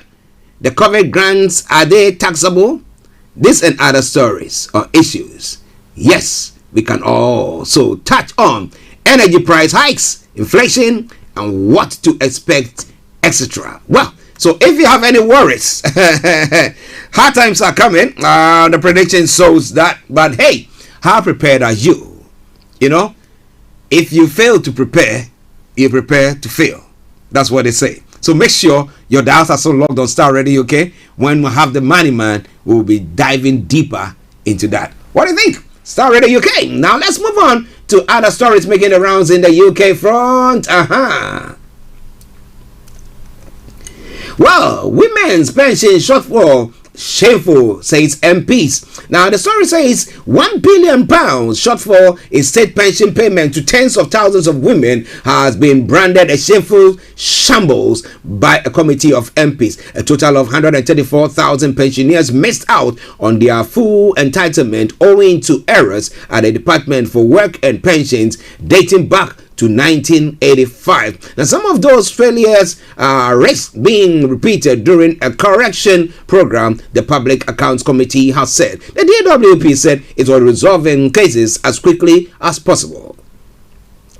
The problem relates to the old state pension system where married women who had a small pension in their own right could claim a 60% basic state pension based on their husband's record of contribution. Now, widows and divorcees have also been affected. Some will receive all their entitlement, although years later, they then later than they should have done. Others will only be able to claim for 12 months of missed payments. Now, among them is Jan Tenan from 5, who was initially told she was not owed any money. Now, after nearly 100 pages of correspondence with the department, she received 1,280, but believes she is owed more. How will you know all that? You have to listen to Mr. Tabiri, because he's got, or get in touch with him, because he's got all the information that you need to know when it comes to pensions and anything, money. All right? Yeah. So Starr Radio UK, your favorite African and Caribbean radio station in London. All right then.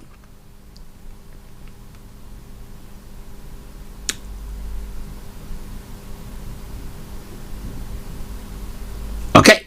Now let's move on to one other story from the UK front, and then we can move in to other parts of the world. Now, fly tipping, government plans to tackle new narcotics of waste crime. Okay. Now, the government has announced plans to tackle what the head of Environment Agency has called the new narcotics of fly tipping and waste crime. Now, the story says the proposal will see checks on who is able to handle and dispose of waste, as well as a digital tracking system. Now, fly tipping is the illegal dumping of rubbish like mattresses and bags or of waste in parks or on pavements. Now, there were 1.13 million fly tipping incidents in England in 2020 to 2021, a rise of 16% on the previous 12 months. Now, the cost, which includes clear up and lost taxes, has been estimated to be £1 billion a year. The government says its reforms will address flaws in parts of England's waste disposal system, the Environment Agency's career, broker and dealer registration schemes. Now, the consultation on reforms covers England only, but the mandatory digital waste tackling will be UK wide. If you want someone to come to your house and pick up an old sofa or rubbish, they are supposed to be registered on the CBD database, and you should be able to go online to check if they are legal. Now, the problem with the CBD system is that there appear to be almost no checks made on who can register, as Mike Brown, who runs a system like that, has said back in 2017 he successfully registered his dead dog to highlight the many flaws in the system. Wow. Listeners, it is Starr Radio UK, your favorite African and Caribbean radio station in London. I think I also have to register my dead cat there as well. What about that? Okay, or my dead pony. Well, it's all coming away from Starr Radio UK, bringing the time now to 11:45. Let's cross on to other parts of the world and look at some of the other stories making the rounds there. Okay, well, the story about Ukraine, and Russia's intention seems to be going on everywhere across the globe. But hey, this morning it says the U.S. Secretary of State Antony Blinken and Russia's Foreign Minister Sergei Lavrov are meeting for talks in Geneva amid mounting fears that Russia could be about to invade Ukraine. This is a critical moment, Mr. Blinken said in an opening remarks. The U.S. and Russia don't expect to resolve our differences here today, he added, but hope to test whether diplomacy was still a viable option. Mr. Lavrov said Russia was not expecting a breakthrough in the key talks. So why are they there? Now, Moscow has 100,000 troops near its borders with Ukraine, but denies planning to invade. Now, across the table in a luxury Swiss hotel, Mr. Blinken warned his Russian counterpart of a united, swift and severe response if Russia did take that step. President Vladimir Putin has issued demands to the West, which I've talked about earlier. He says concerns Russia's security, including that Ukraine be stopped from joining NATO. But it is their country. They are a nation on their own. They are not part of Russia. They are not part of the former USSR any longer. USSR is gone and gone forever.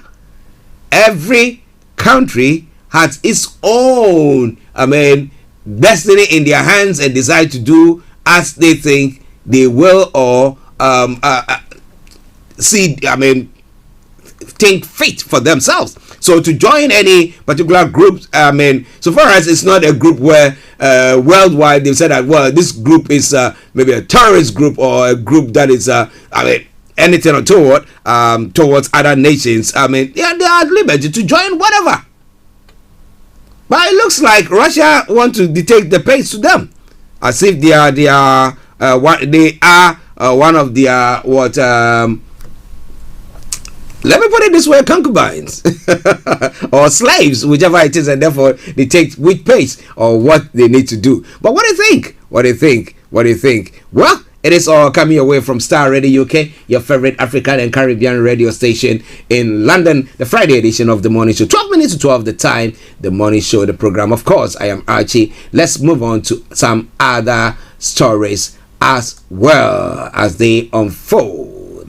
Now, yesterday I did talk about the Tonga issue. I did talk about this morning, talking about watching some documentary about Tonga, some individuals who have visited Tonga, and how nice it was some few weeks back, and then the devastation that took place last week. So let me call it a week ago.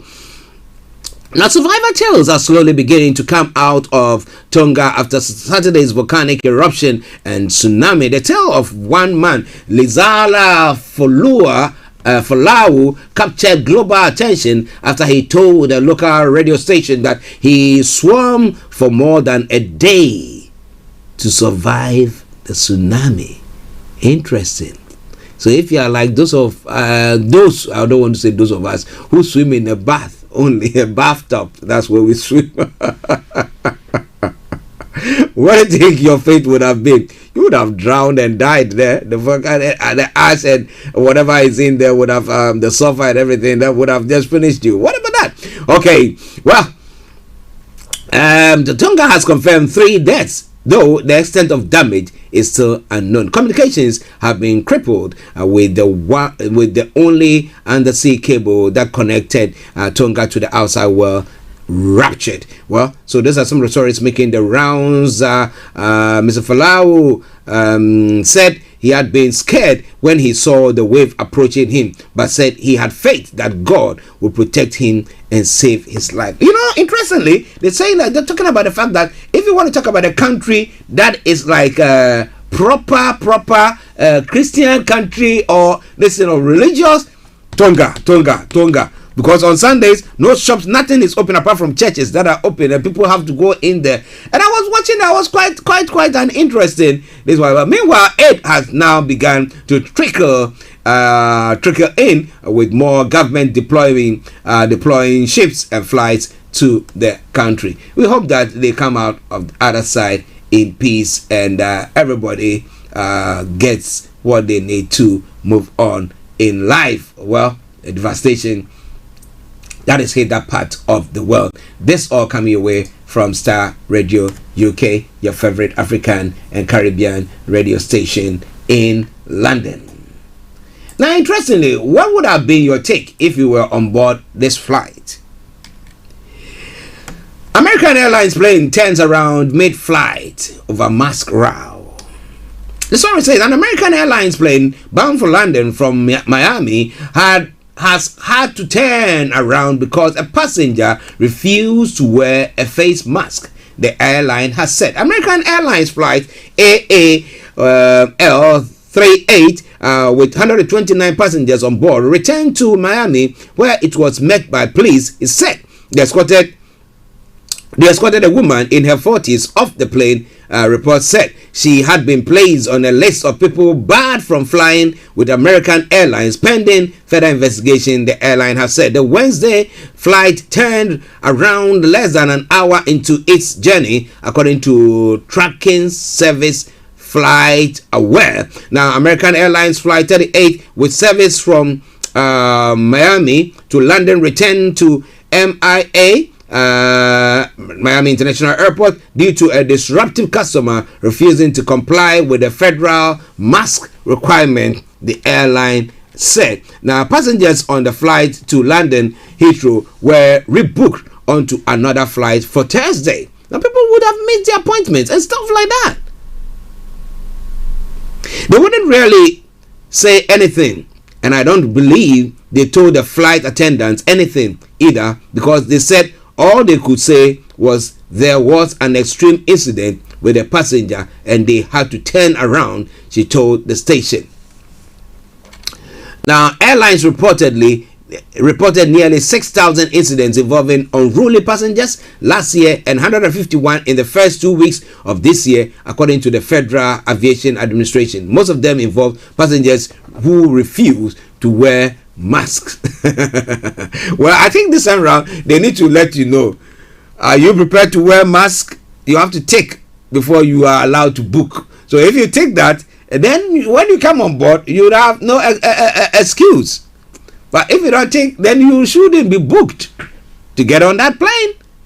What about that? That will solve all the problems for us. Because once you take, now you've committed to do so, or, I mean, people will tell you that, well, the rules are there, and therefore, if so far as you agree that you want to be on board that flight, you have to adhere to the rules. And it's straightforward. Well, it is all coming away from Starr Radio UK.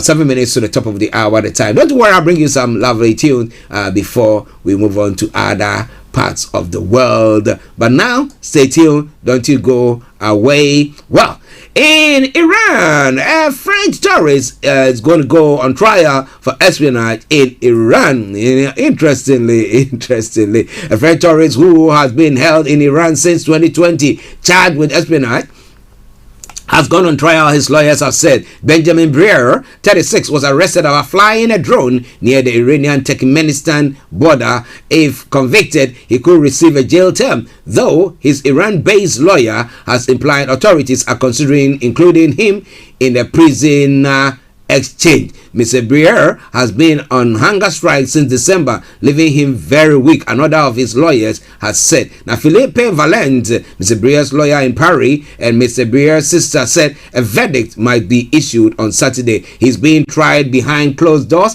in the Revolutionary Court in the eastern city of Mashhad, where he is being held. You know, I ask myself, at times, we go to some particular those part of the world, and we want to be doing things like that. You know,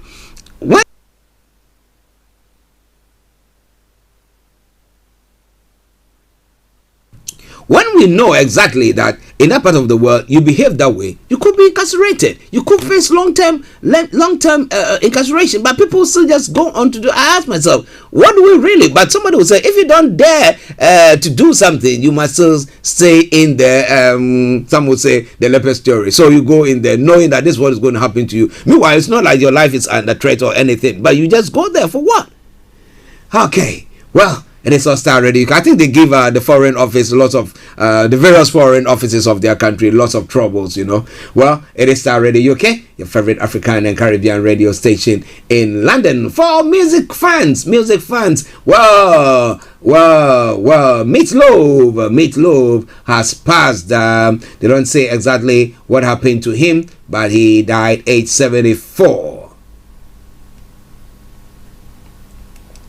And some information coming through. Police say the group perished in freezing endless fields, large snow drifts, and complete darkness. Information coming through says police in Canada have found the bodies of 4 people, including an infant, in a snowy field near the U.S. border. The group died from exposure due to the frigid cold, which dropped to minus 35 with wind chill, officials have said. The bodies of a man, a woman, a teenage boy, and an infant were found near Emerson, Manitoba on Wednesday. A U.S. official said the dead are believed to be a family from India. They are thought to have been attempting to cross into the U.S.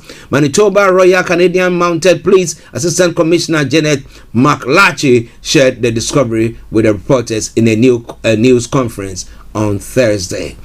Now, what I'm about to share is going to be difficult for many people to hear, she said, calling it an absolute and heartbreaking tragedy. Migration. A sad story there. And I'll say it once again.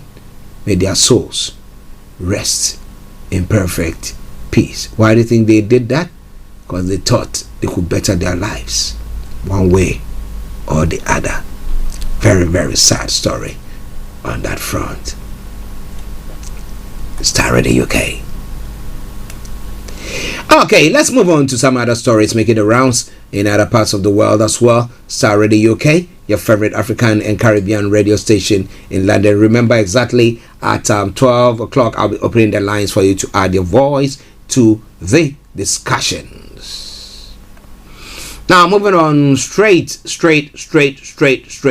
on to the African continent. Now, Twitter has suspended Ethiopia's social media accounts. Pro-Tigrayan users say hundreds of accounts have been closed by the platform.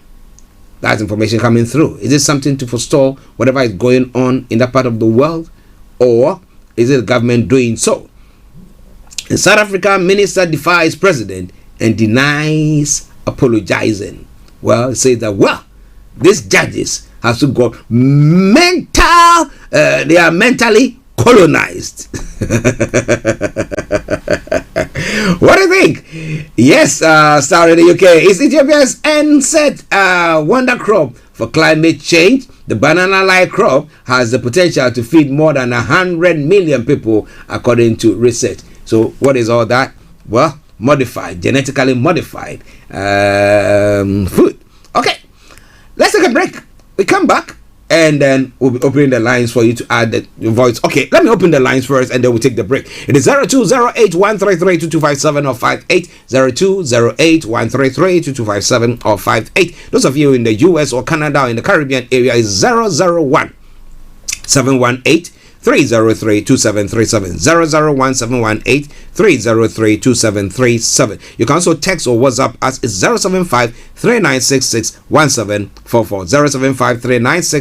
075-3966-1744. Our Twitter handle is at Starr Radio UK and email address is info@starradiouk. You got it.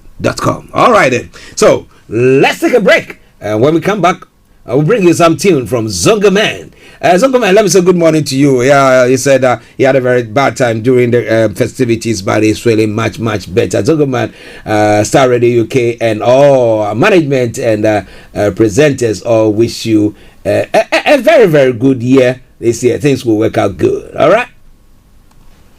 Tune in to On Point here on Starr Radio UK with Empress Regina every Monday at 5 p.m. GMT.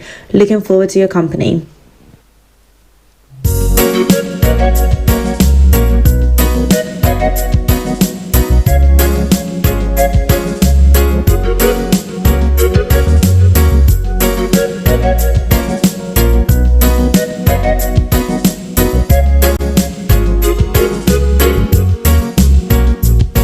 The problem of Africa is the lead. Africa. Who run things, who run things, who run things. The problem of Africa is the lead. Africa. Who run things, who run things, who run things. Them all go to universities. Universities award them degrees. Big degrees. Degrees. Big degrees. MSc in stealing. Bachelor of Arts, mismanagement. Another degree. Masters in looting. MSc in corruption. Bachelor of Science, nepotism. MSc in forgery. This is Starr Radio UK. Bachelor of Arts in discipline. MSc in embezzlement. The problem of Africa is the lead. Africa. Who run things, who run things, who run things.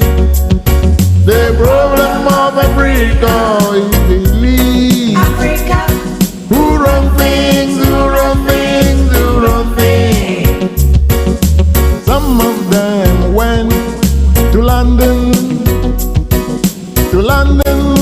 London School of Fools, where they were awarded degrees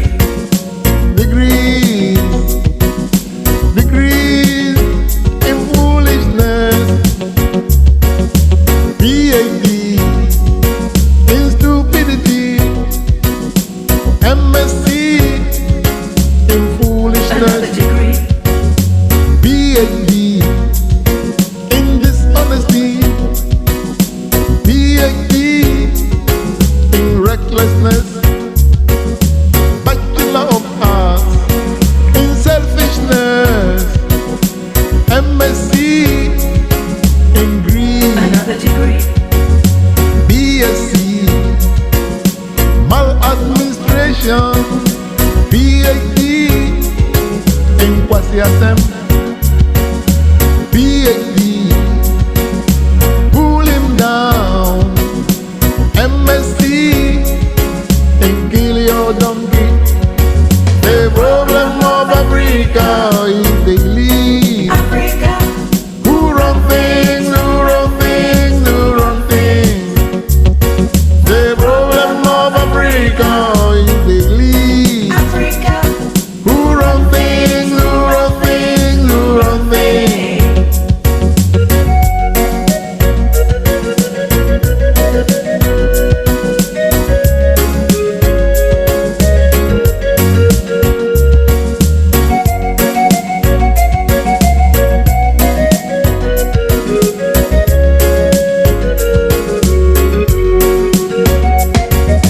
Kwame Nkrumah, when he stood in Independence Square, declared that the African is capable of managing his own affairs.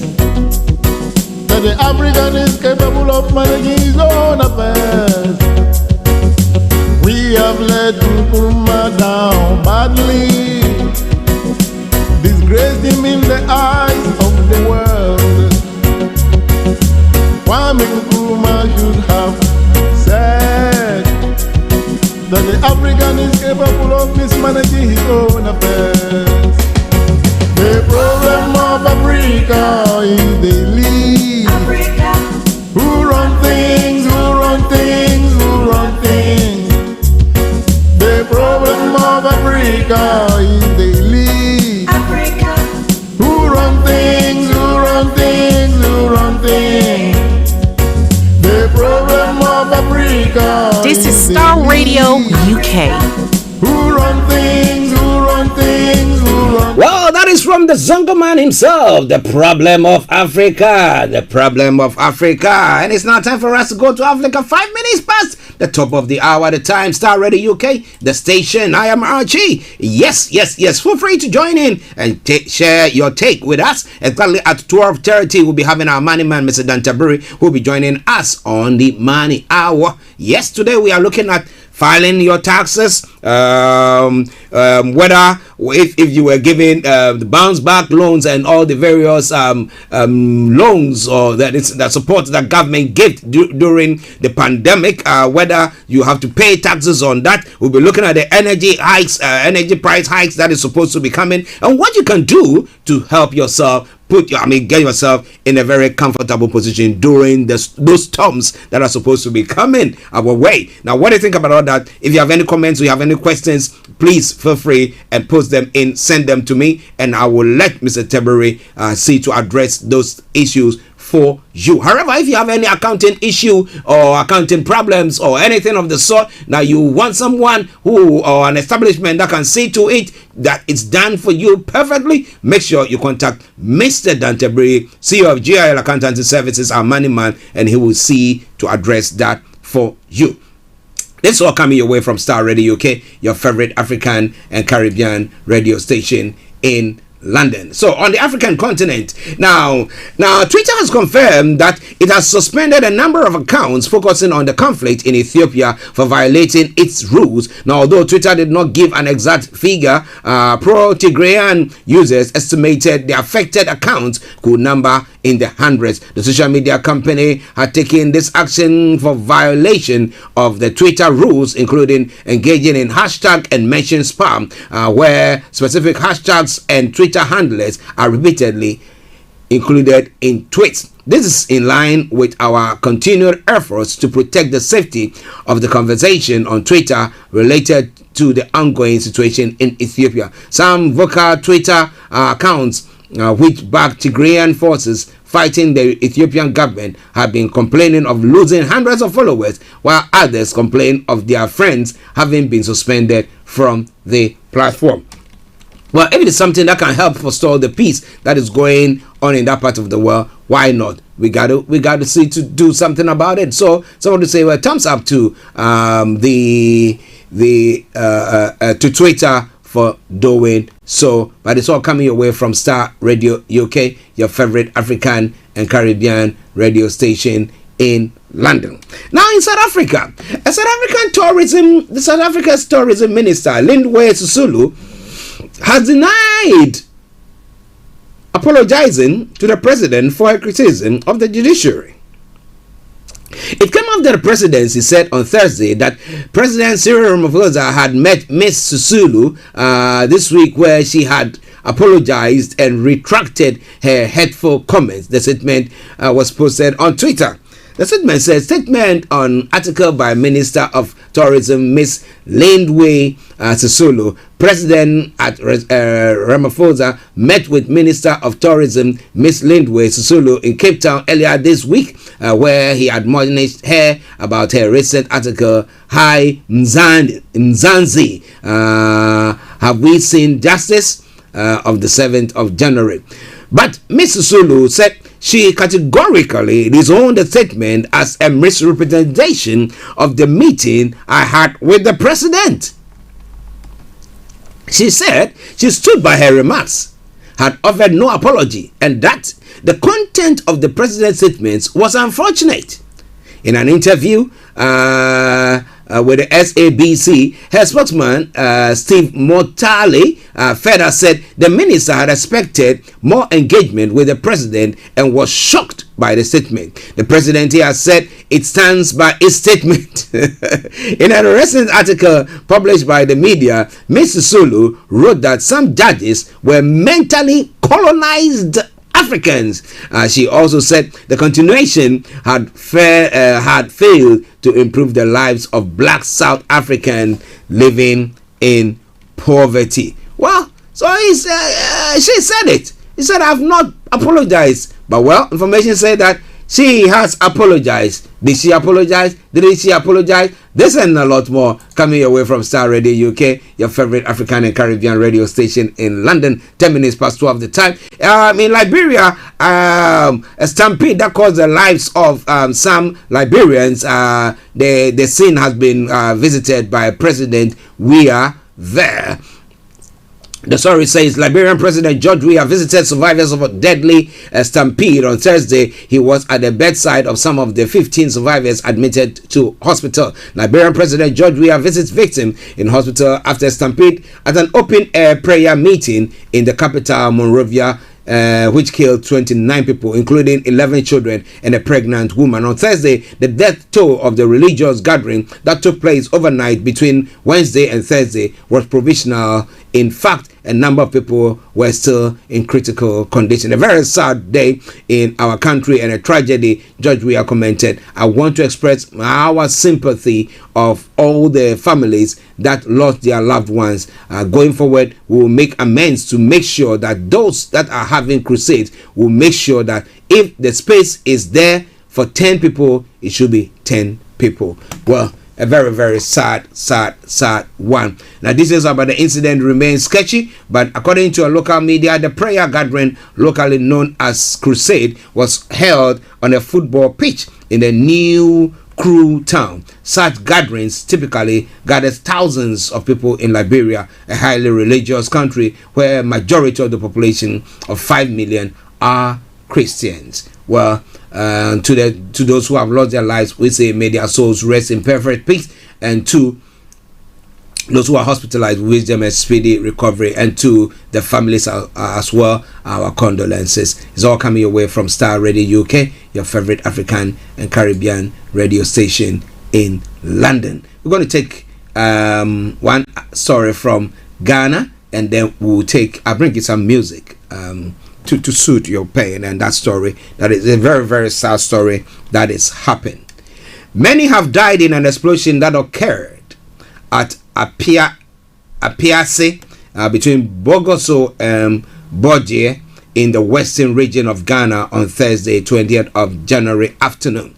The coordinator of the National Disaster Management Organization, NADMO, Francis Abeiku Yanka, confirmed this to local media. An eyewitness account states it is as if we are in a war-torn country.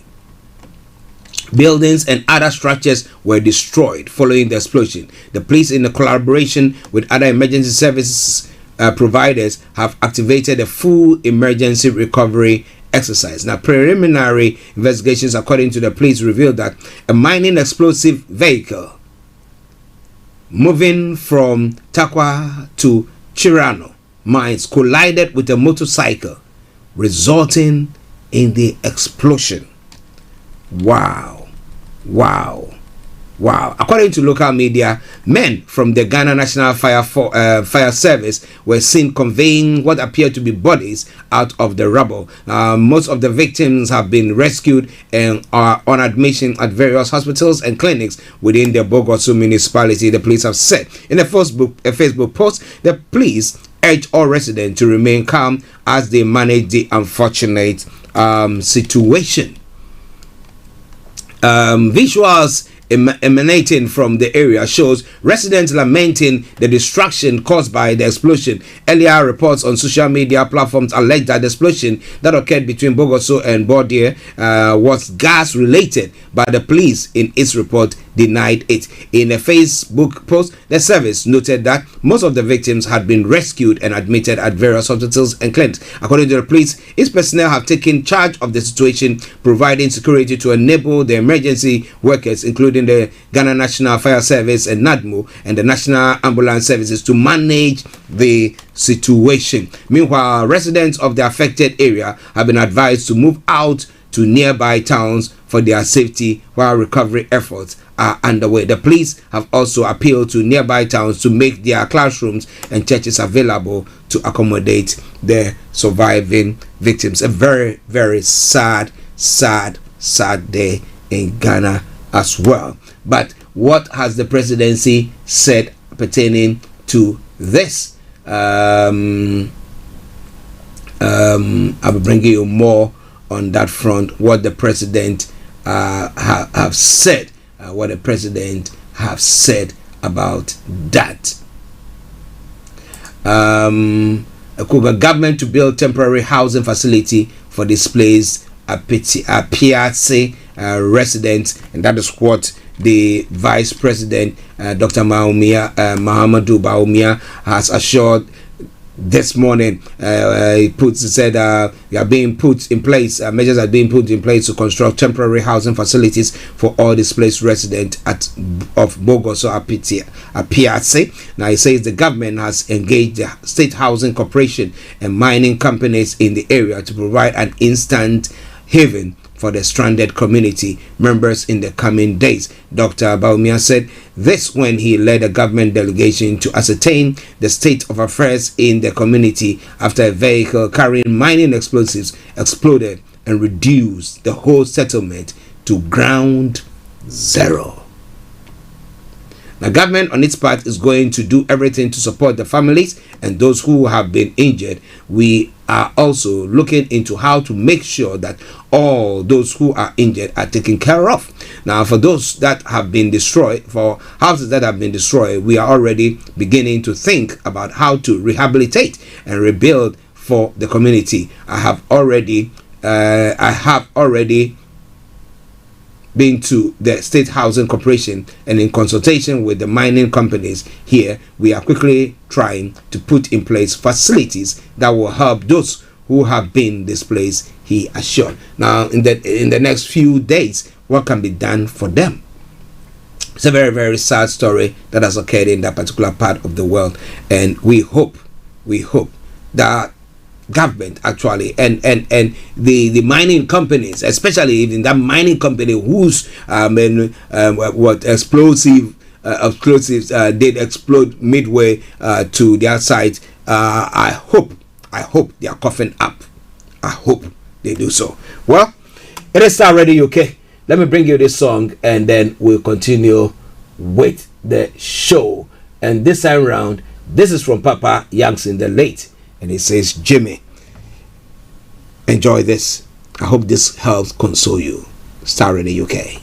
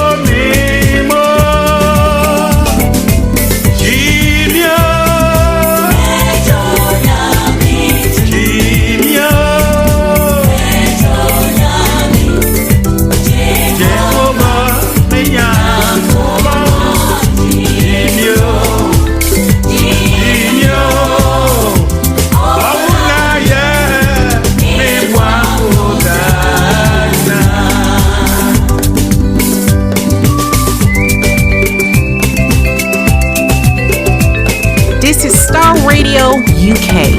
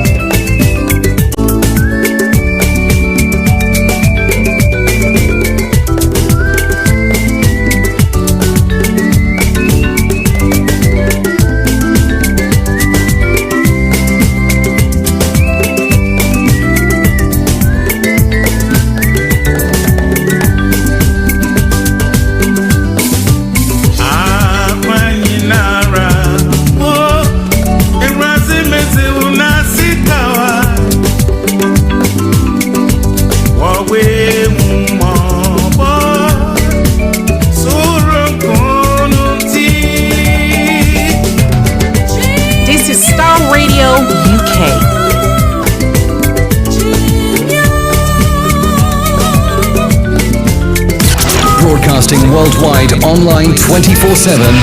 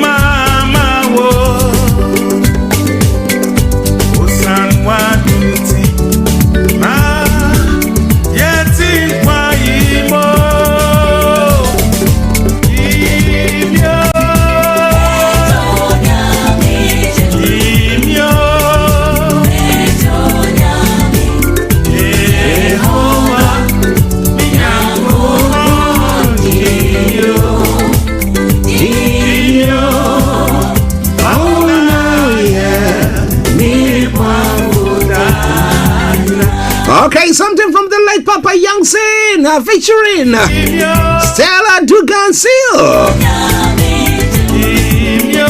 Save me, save me, save me. As many people who have lost their lives in that part of Ghana as well, and across the globe, wherever they are, and every difficult and challenges that they're going through during this time. It is our prayer from Starr Radio UK that some way, somehow, God will come to the aid of all this one. But it's all Starr Radio UK, your favorite African and Caribbean radio station in London. Got about another 7 minutes to have our money man joining in. So let's quickly go on to have a look at some of the other stories making the rounds before we cross over to the money hour, where we're going to make sure that yes, whilst we pray that God will help us, we put things in place or measures in place to see to it that we get to that place. So present your ways before me and I will help you. So yes, we present our ways or our plans before God. Okay? Yes, so if you fail to plan, you plan to fail, as has been said. Okay? Now, despite the agitation and controversies surrounding the electronic levy, that is the e-levy in Ghana, which resulted in a brawl at Parliament last December, Finance Minister Kojo has maintained that there will be no change in the rate when it is reintroduced in the House. Why? Now, after a series of back and forth between members of parliament from both sides, the 1.75% tax on all electronic financial transfers ended up in a stalemate following vehement resistance and rejection by lawmakers from the opposition party. Hence, parliament decided to pass the budget without the e-levy, giving the government an opportunity to rethink the policy. The ideal expectation was that even if government reintroduced the policy, at least it will come back with a reduced rate. But nothing seems to have changed from the policy presented in the 2022 budget.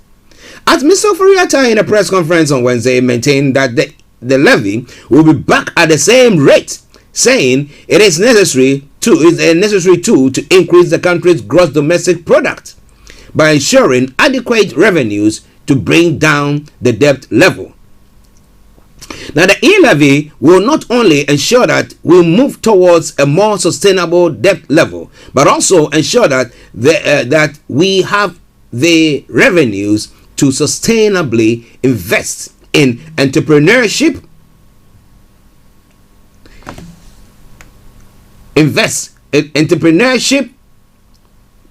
Okay, my apologies there. Having a chat with the money man who is getting himself geared up to come your way.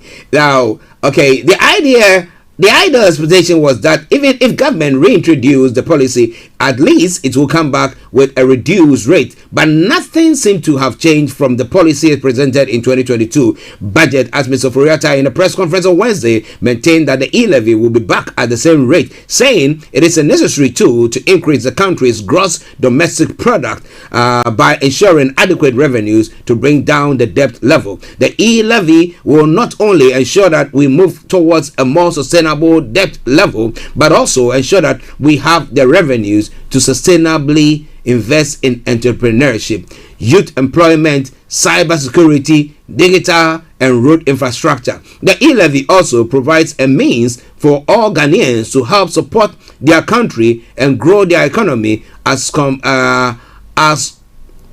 compliant citizens, giving to Caesar what belongs to Caesar.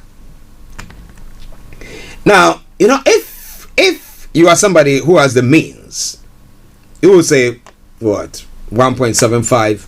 Maybe I will not even be using Momo to do anything. I'll be, dealing directly with my bank. So if I need to transfer money to somebody, I can just do that. The bank doesn't charge you anything for doing those transactions there, do they? Unless it goes out, because you have a charge that because you have that account, it's charged to the account every month or whatever term that they use. But this the Momo or the e-levy is targeting the majority who are poor. the majority who might not have a bank account, the majority who want to say, okay, let me give 100 Ghana to my old man who cannot travel to that place, and then because that transaction that you are doing is going to take 1.75. Somebody will say that is a minute, little things. But if you, look at accumulation of that at the end of the month, how many times you do such transactions, or at the end of the year, it will be something huge. But do you think Parliament will have the edge to cut that, to agree to that, especially the minority or the opposition, let me put it that to opposition party in Parliament? Have they actually been able to get them on board? That is the question. That is the question. Have they been able to get them on board? Because some of us were thinking that maybe they would have reduced it to, we are starting like, I remember back in the day, was I went on that project, the VAT, when we were introducing VAT in Ghana. I worked, I won't tell you the details, but I worked on that project, okay? Did lots of work on that project. And people opposed it. I remember the current president was one of the people who were opposing it. And they didn't want it all. And then they brought up Kumi Preko and CME Preko and all those things that went on there. Okay, they opposed it such that, government had to reduce the rate. But it looks like, I don't want to say whether they are stiff-necked. I'm not sure exactly what is going on. But you brought something 1.75 to Parliament. Then the opposition said, we're not going to agree, or the opposition party said, we're not going to be agreeing to that. So why don't you rather reduce it? So that the people can help. Convince their team or their group to also now come into favor with it. So what are we going to be seeing? Are we going to see a back and forth going and coming? Or is it because you people are affluent and have got everything and therefore don't give a hoot about what the ordinary, that person who has gone on the road to go and sell and has got a little money that they want to send to their parent? 100 Ghana. Well, it is Starr Radio UK. It is your favorite African and Caribbean radio station in London. We'll see what happens on that front. Do you think it will pass? Or we're going to have the banter going on again? The speaker is not feeling well. So when Parliament resumes, let's say he will not be there. He's out of the country for a checkup once again.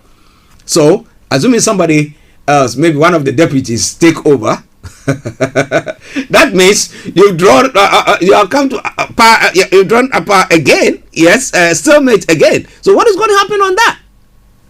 Well, so Starr Radio UK, your favorite African and Caribbean radio station in London, bringing the time now to 12:30. We shall have our money man joining us in the next few moments. But stay tuned. Don't touch the dial. Don't dare touch the dial, because it's going to be a wonderful time with Mr. Tabiri this afternoon, making sure you got some money in your pockets. As I say all the time, it's a program that when you listen to, you have some money in your pocket.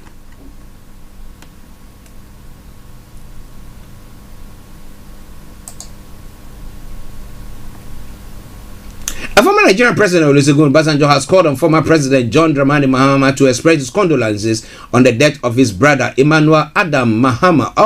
The Nigerian and African statesman who handed over the chair of the continental security body, the Tana High Level Forum on Security to Mr. Mahama, used the opportunity to also commiserate with the Mahama family. He also said special prayers for the former president and his family. Representatives of the Yana Abukari II also called on the former president to express the Biwa Palace condolences to the Mahama family on the loss of his brother. The delegation was led by Chief of Pishigu and the former Managing Director of Stanbic Bank, Na Al-Hassan and Dani, the National Chief Imam Sheikh Nuhu Sharaboto, and the Imam of Ahisuna Wal Jamal Sheikh Omar Ibrahim visited the former president to commiserate with him. And we also say may our condolences to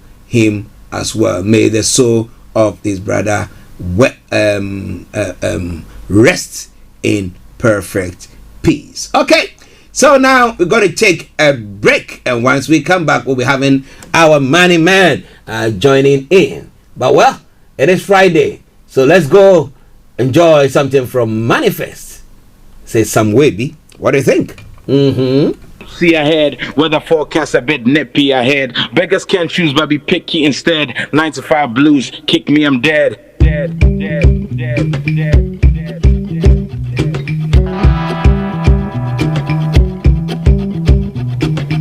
Cross my T's and dots my eyes. Stress way day my chest. In your car, at work, at home, on your smartphone. Me and I dream be a yaka, I'm cutting ties. My jala be a tailor made all customized. My English straight pigeon all bastardized. What I for do?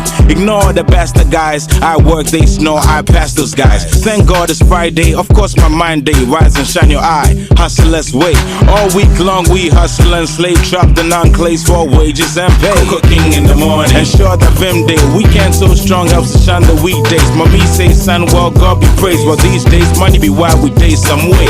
I bathe in faith, no bathe in apes. A basic case of faith in something great, but still, from 6 to 6 with stones and bricks, a building a future. I hope I live to see and shit. I barely no sleep, hit me some way. Boys are bread all week, hit me some way. Boys are living no be cheap, hit me some way. But thank God it's Friday. Maybe Jimmy Dean did a doom so some way. The real boy in school too, hit me some way. My woman boy, my dog, hit me some way. But thank God it's Friday, maybe Jimmy Dean. My gets mini aje. During the week I'm busy, mini adaje.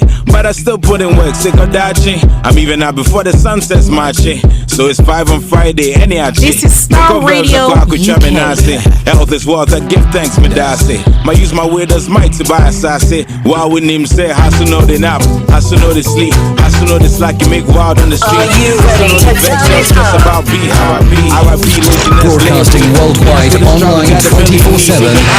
In your car, At work, at home. on your smartphone. These weekends we can enjoy what resilience breeds. I bathe in faith, no base with snakes. A basic case of me and fake know that relates. From 6 to 6 with stones and bricks, build a future risque. I'm a stone and flex. I barely no sleep. Hit me some way, boys are bread all week. Hit me some way, Broadcasting worldwide, online 24/7. Jimmy Dean did a doom so some way. The real boy in school too. Hit me some way. My woman boy, my In your dog. car, at home. On your smartphone. Bug on my embrace. Girls and bread, no be boys pay. My you be on my head. Thank God it's Friday. Ha, bug on my embrace. Girls and bread, no be boys pay. My you be on my head. Thank God it's Friday. Let's be how we go do it.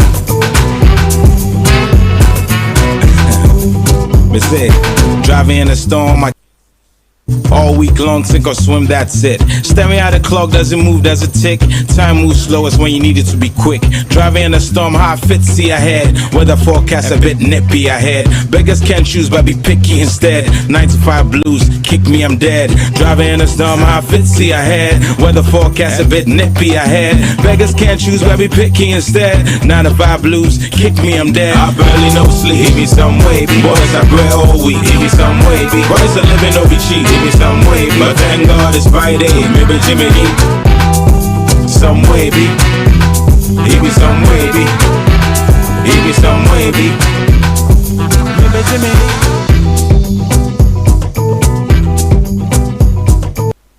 But thank God it's Friday. Maybe Jimmy Dean did a doom so some way. The real boy in school too. Give me some way. My woman boy, my dog, give me some way. But thank God it's Friday. Maybe Jimmy Dean see. Bug on my embrace. Some way. Girls and bread, no be boys pay. Some way. My you be on my head. Some way. Thank God it's Friday. Maybe Jimmy Dean. Ha, bug on my embrace. Some way. Girls and bread, no be boys pay. Some way. My you be on my head. Some way. Thank God it's Friday. Maybe Jimmy Dean. Let's be how we go do it. Me say, driving in a storm, I can't.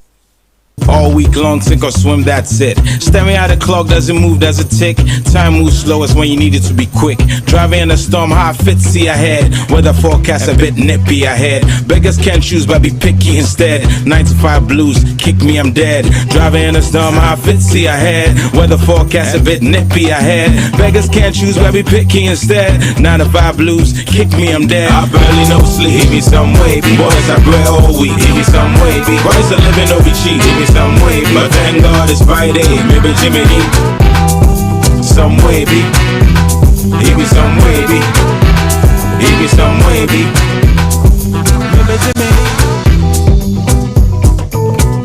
Well, it be some way, be, but hey, I want you to understand one thing. That Starr Radio UK is bringing you everything that you need to make your life much better. As we are saying, we have some treacherous time ahead of us. A bit nippy ahead, and name it, whatever it might be, or whatever you want to term it. But while I've got myself, the money man himself, Mr. Tabiri, CEO of GIL Accountancy Services, in the house. Doesn't move, does it tick? Time moves. Who is going to see to address all the issues of concerns you when it comes to your money this afternoon? Be ahead. Beggars can't. So get yourself geared up. Yes. If you happen not to, you miss maybe where you are. It's said that you cannot note points down or anything. Well, after the broadcast, it will be ready. The interview will be ready on our podcast, and therefore you can go there and listen to it, or you can go to the broadcast on Facebook, Twitter, Periscope, and all the other platforms that we are broadcasting on, and just get yourself there and just get it all the information that you need. Yes, for lack of knowledge, my people perish. But this afternoon, we're making sure that you get all the knowledge that you need. And let me take this opportunity to say good afternoon to you, Mr. Tabiri. Good afternoon to you, Archie. How are you doing, sir? I'm great, thank you. Great. Welcome. I know our listeners are waiting eagerly to hear what you have to say about issues that they are anticipating to happen this year. But we know we are in a safe hand, and therefore we know that you will deliver on that promise. So let me leave the ball in your court. What are we looking at, sir? Well, a few key issues which are very topical at the moment. One is the self-assessment. So we find ourselves neck deep in the self-assessment filing period. As you know, the deadline for filing individual self-assessments is the 31st of January 2022. This is for the tax period April 6th of April 2020 to the 5th of April 2021. The deadline is usually the 31st of January, and it should be the 31st of January 2022, which we are is in 10 days time, effectively. So all work, all roads usually leads to this particular deadline. Due to COVID issues, we know the impact that Omicron has had on everyone. Yeah. So what the Chancellor has done is to extend the deadline for filing of tax returns to the 28th of February. So statutorily, the deadline still is the 31st of January. But what the Chancellor has offered is that if you are able to file your tax return before the 28th of February, then the mandatory £100 penalty would not be issued to you. It will be waived. Okay. Also, we know that the payment deadlines for these tax returns are also on the 31st of January each year. And again, we've received a moratorium that if you don't pay your tax bill by the 31st of January, you, so long as you pay your tax by the 28th of February, you would not have any late payment penalties applied. Okay. This is for just this year because of the Omicron. It's just this year because of COVID issues. Okay. Yeah. Okay. So, but one thing you need to understand is that they will be waiving the penalties, but interest will still be applicable or chargeable on any outstanding tax payments. On outstanding tax payment. But if the person has not got any taxes, then they're not going to pay any interest. Correct. That's correct, yes. Okay. All right. And also, another significant change that will help a lot of people, HMRC are offering, if you're struggling to pay your self-assessment by the 31st of January 2022, you can arrange installment payments, and you don't have to call them to do this. You can log into your government gateway account, and then you can arrange flexible payment terms yourself. HMRC are saying that if you are able to do this, contact them to arrange installment payments latest by the 22nd of April, then you will not have any penalty levied for late payment. Okay. If your payment delay after the 28th of February 2022. Okay, listeners, interesting there for self-assessment. Those of you who have issues, as I announced earlier on, you have any issues, okay, or subsequently, maybe this year's it's too late for you to do anything about it, or you've done it, but you want somebody who can handle all those for you. Then you just have to make sure that you contact Mr. Dan Tabiri at GIL Accountancy Services, and they will see to address that for you. It's time for our money hour, and we have Mr. Tabiri with us. So let's go on with some of the other issues that is being looked at. Now, you were talking about the government giving some help during the COVID restrictions and everything that happened. Now, are they all taxable? Doing your self-assessment, those who had monies from are they going to be part of it, or what? Yeah, so that is another topical issue now. During the pandemic, we had various government assistance come our way by way of grants, self-employment grants. We had the fellow scheme. We also had councils giving out some recovery grants to various businesses and companies. Now, all those most of those grants, what we have to, if you are a self-employed person and you received a self-employed grant, these are all taxable. So these are treated as part of your income for the year 2020-21. So if any grants that you received within that period, you would have to declare those as additional income on your tax return. And if there are any taxes payable, you would have to render taxes on these accordingly. Okay. HMRC want these grants to be declared separately on a separate section of the tax return. So they are going to be checking these, that people are counting or reporting these grants that they received during the year on their tax returns. Interesting. I mean, how easy is it for people to be able to do that, because they are doing their self-assessment? Because some people are used to a particular way of doing their assessment, and now they are saying that okay, you have to now fill another form where all that you receive from government will have to be stated there. So how easy is it? Well, if you are familiar with the self-assessment form, it's not an easy form to fill. I would advise you to speak to a professional person to help you to fill it. Because if you file an incorrect tax return, the repercussions would be on you, and HMRC sometimes can be unforgiving when it comes to your lack of knowledge on tax matters. If you decide to complete it yourself and you make mistakes, so I would advise that if you're having any trouble, speak to a tax advisor to help you complete the form.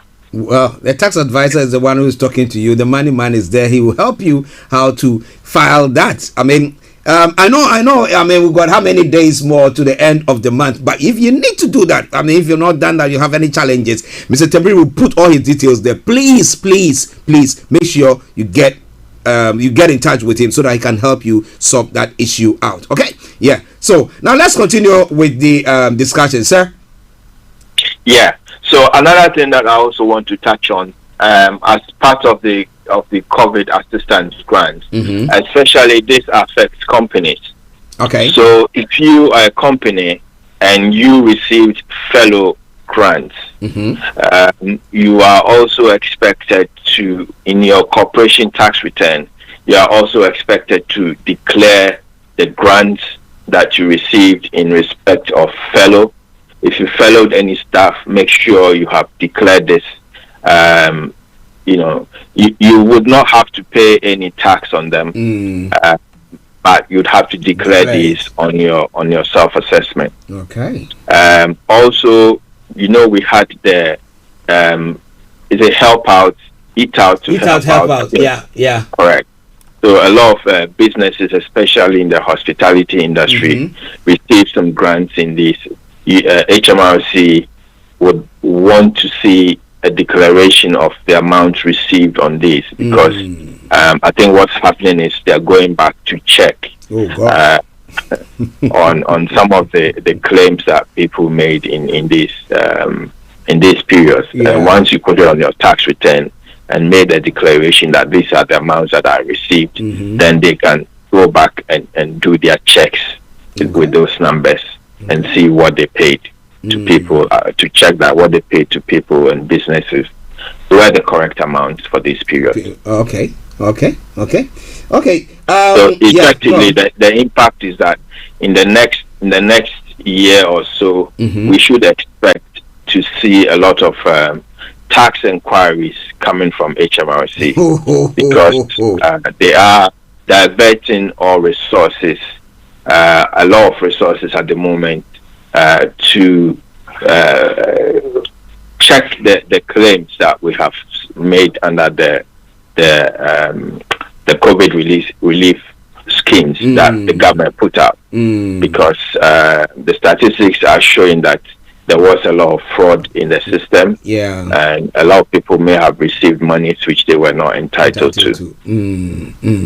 Well, if you receive money that you were not entitled to, well, you better cough up quickly. But see our money man. Let me say it that way. Get in touch with him. He will advise you the way you have to go about it. If you fraudulently took it, they will advise you how you can go by making some payments there to settle or whatever thing that will go on there. So please, if you are listening to us, it's very, very important. Don't be a victim of what is going to happen in the future. But it is Starr Radio, okay? 10 minutes to the top of the hour at a time. We have Mr. Tabiri, CEO of GIL Accountancy Services. For all your accounting issues, please get in touch with Mr. Tabiri, the boss man himself. Okay, now let's look at the bounce back loans. If companies who got the bounce back loan, do they have to declare that in their accounts as well? Is it taxable as well, or what? Yeah, so the loan itself, the bounce back loans are not taxable. Okay.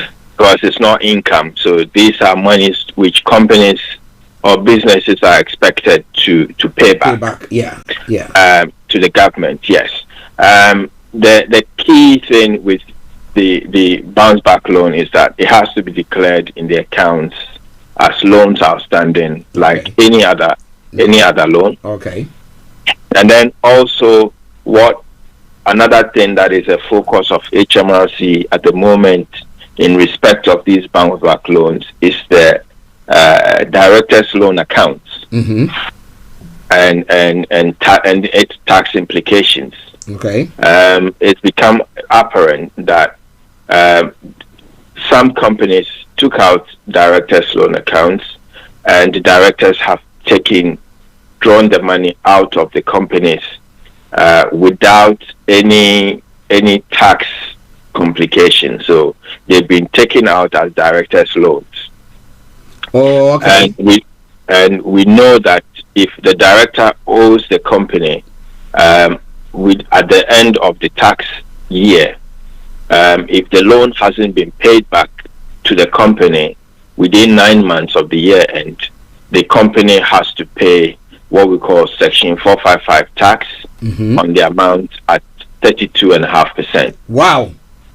So effectively, if the director has drawn the money out of the business and is owing the company and hasn't paid it back, then HMRC would want to view this as a dividend taken out of the business. Wow. Exactly. So they will tax it up front.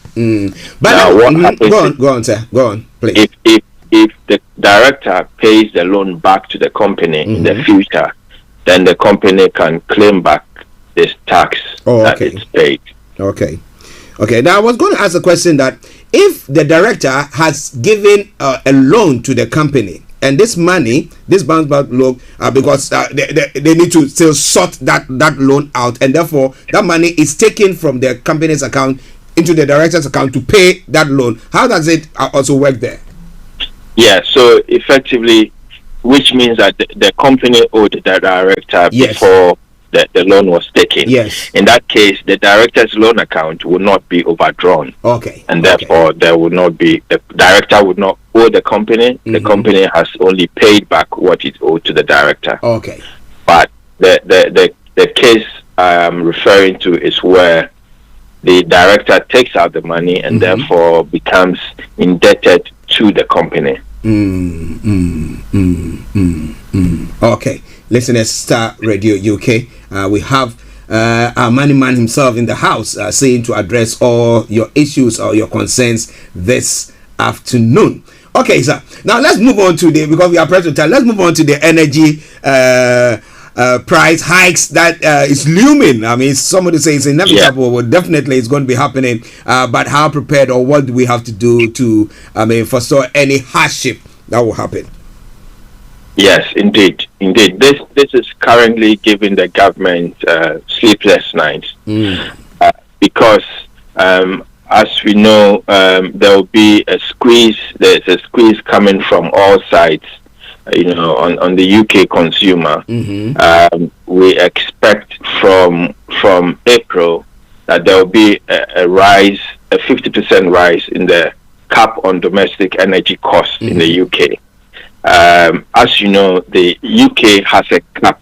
UK regulator has a cap on how much the energy providers can raise their prices, their cost by. Now, this cap is linked to the cost of world market gas prices, and as we witnessed a few months ago, the gas prices have shot up significantly, and this has also affected the production cost of UK energy.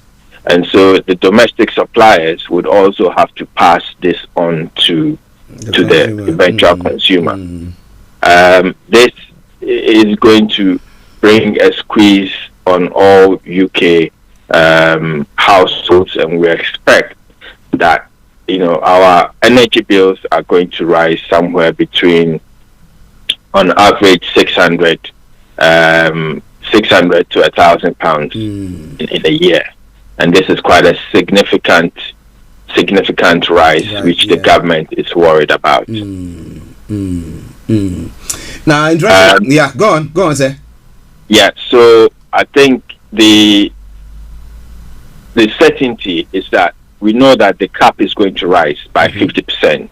Once the cap rises, we expect that the energy companies are able to pass on this additional cost onto UK households, but given the squeeze that is going to be on everybody and how it's going to affect the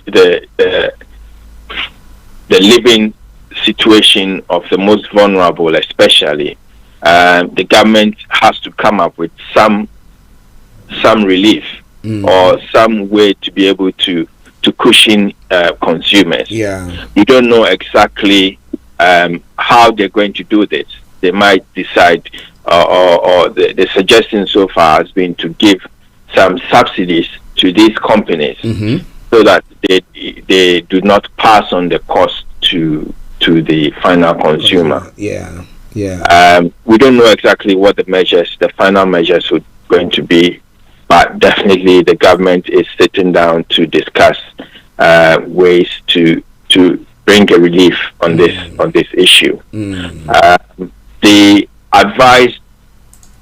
usual advice is to look for or switch companies, but we know that in this particular instance, as the cap is going to rise, it's going to affect all the energy suppliers. So in this case, switching, a provider may not bring any results to you at all. So my advice would be for people to hold on to see what the government does between now and the end of March to relieve us in April before taking any steps around this. Okay. Well, listeners, Mr. Dan Tabiri, CEO of GIL Accountancy Services, money man, a very busy man, by finding the time or making the time to come your way this afternoon to tell you what is going to happen and what you have to do when it comes to your taxes, the energy price hikes that is going to come, and even what is going to happen next year when it comes to your finances. What about that? But as I said earlier on, if you have any issues pertaining to your accounting, filing of your account, company accounts, anything, name it, just get in touch with him and he will help you on that front. I will go back to him. He will run up our discussions this morning and this afternoon, and then he'll put his contact details across. And please, as I say all the time, in the abundance of water, it takes only the fool to be thirsty. So please make sure you take advantage of his presence here today for you. Over to you, Mr. Tabiri. So just to sum up, make sure if you have a tax return to complete, make sure you get it done on time. If you need assistance, I'll put my details after, so you can contact me if you need help with filing your tax returns. If you have any tax to pay, make sure you pay it on time, or you contact HMRC, or you make the necessary arrangements to spread the cost of your tax bill so that it's affordable for you to pay. Don't struggle if at this time financially if you don't need to, because there's help out there. Seek the knowledge, as Pastor said. Seek the help, seek the assistance, and we can all get through this situation we find ourselves in. If you need any assistance, you can give me a call on 079-6124-8834.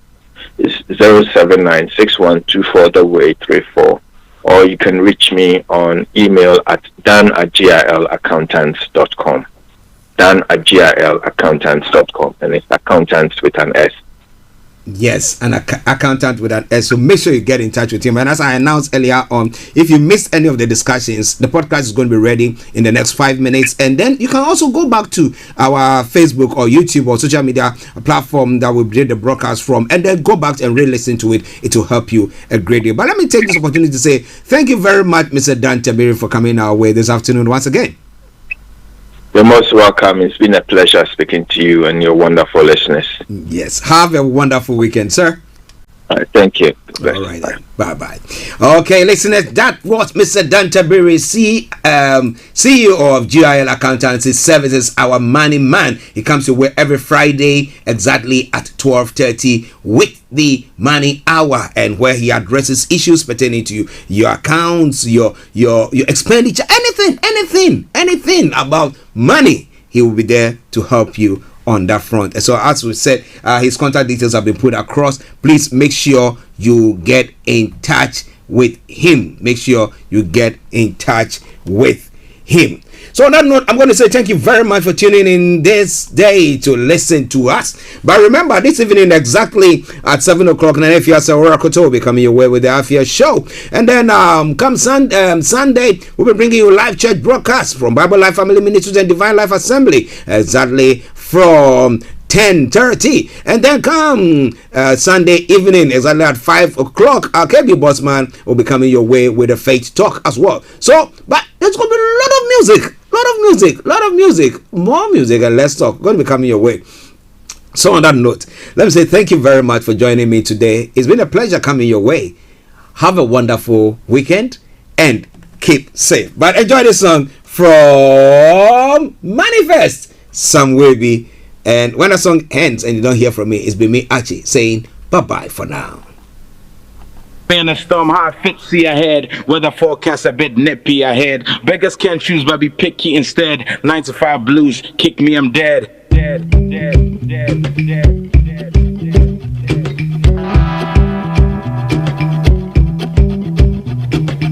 Cross my T's and dots my eyes. Stress way day my chest I ostracized. Do I treat you man Robert till you smell the ties? Me and I dream be a yaka, I'm cutting ties. My jala be a tailor made all customized. My English straight pigeon all bastardized. What I for do? Ignore the bastard guys. I work, they snore, I pass those guys. Thank God it's Friday, of course my mind day. Rise and shine your eye, hustlers wait. All week long we hustle and slave. Trap the non-clays for wages and pay. Cooking in the morning, ensure that Vim day. Weekend so strong helps to shine the weekdays. Mommy say, son, well, God be praised. Well, these days, money be wild, we day some way. I bathe in faith, no bathe in apes. A basic case of faith in something great, but still, from 6 to 6 with stones and bricks, a building a future, I hope I live to see and shit. I barely no sleep, hit me some way. Boys are bread all week, hit me some way. Boys are living no we cheat, hit me some way. But thank God it's Friday. Maybe Jimmy need did a doom so, some way. They real born in school, so hit me some way. My woman born, my dog, hit me some way. But thank God it's Friday, maybe Jimmy my gets mini aje. During the week I'm busy, mini adaje. But I still put in work, sick of dodging. I'm even out before the sun sets marching. So it's 5 on Friday, any ache. Because verbs are quite nasi. Health is wealth, I give thanks, me dasi. I use my word as might to buy a sassy. Why wouldn't him say, hustle know they nap, hustle know they sleep, hustle know this like you make wild on the streets, hustle know they vex, no stress about beat. RIP, laziness, lay a week. Dance with the struggle, got a million needs. We've been up in here along like Brazilian weaves. One of weekdays filled without brilliant deeds. Weekends we can enjoy what resilience breeds. I bathe in faith, not base with snakes. A basic case of me and fake know that relates. From 6 to 6 we stones and bricks, build a future risque, shine stone and flakes. I barely no sleep, hit me some way. Boys are bread all week, hit me some way. Boys are living no be cheap, hit me some way. But thank God it's Friday. Maybe Jimmy did a doom so, some way. They real born in school, so hit me some way. My woman born, my dog, hit me some way. But thank God it's Friday. Maybe Jimmy see. Bugger my emery, some way. Girls are bread, no be boys pay. Some way, my you be on my head. Some way, thank God it's Friday. Bugger my emery. Thanks for listening. Thanks for listening. Thank God it's Friday.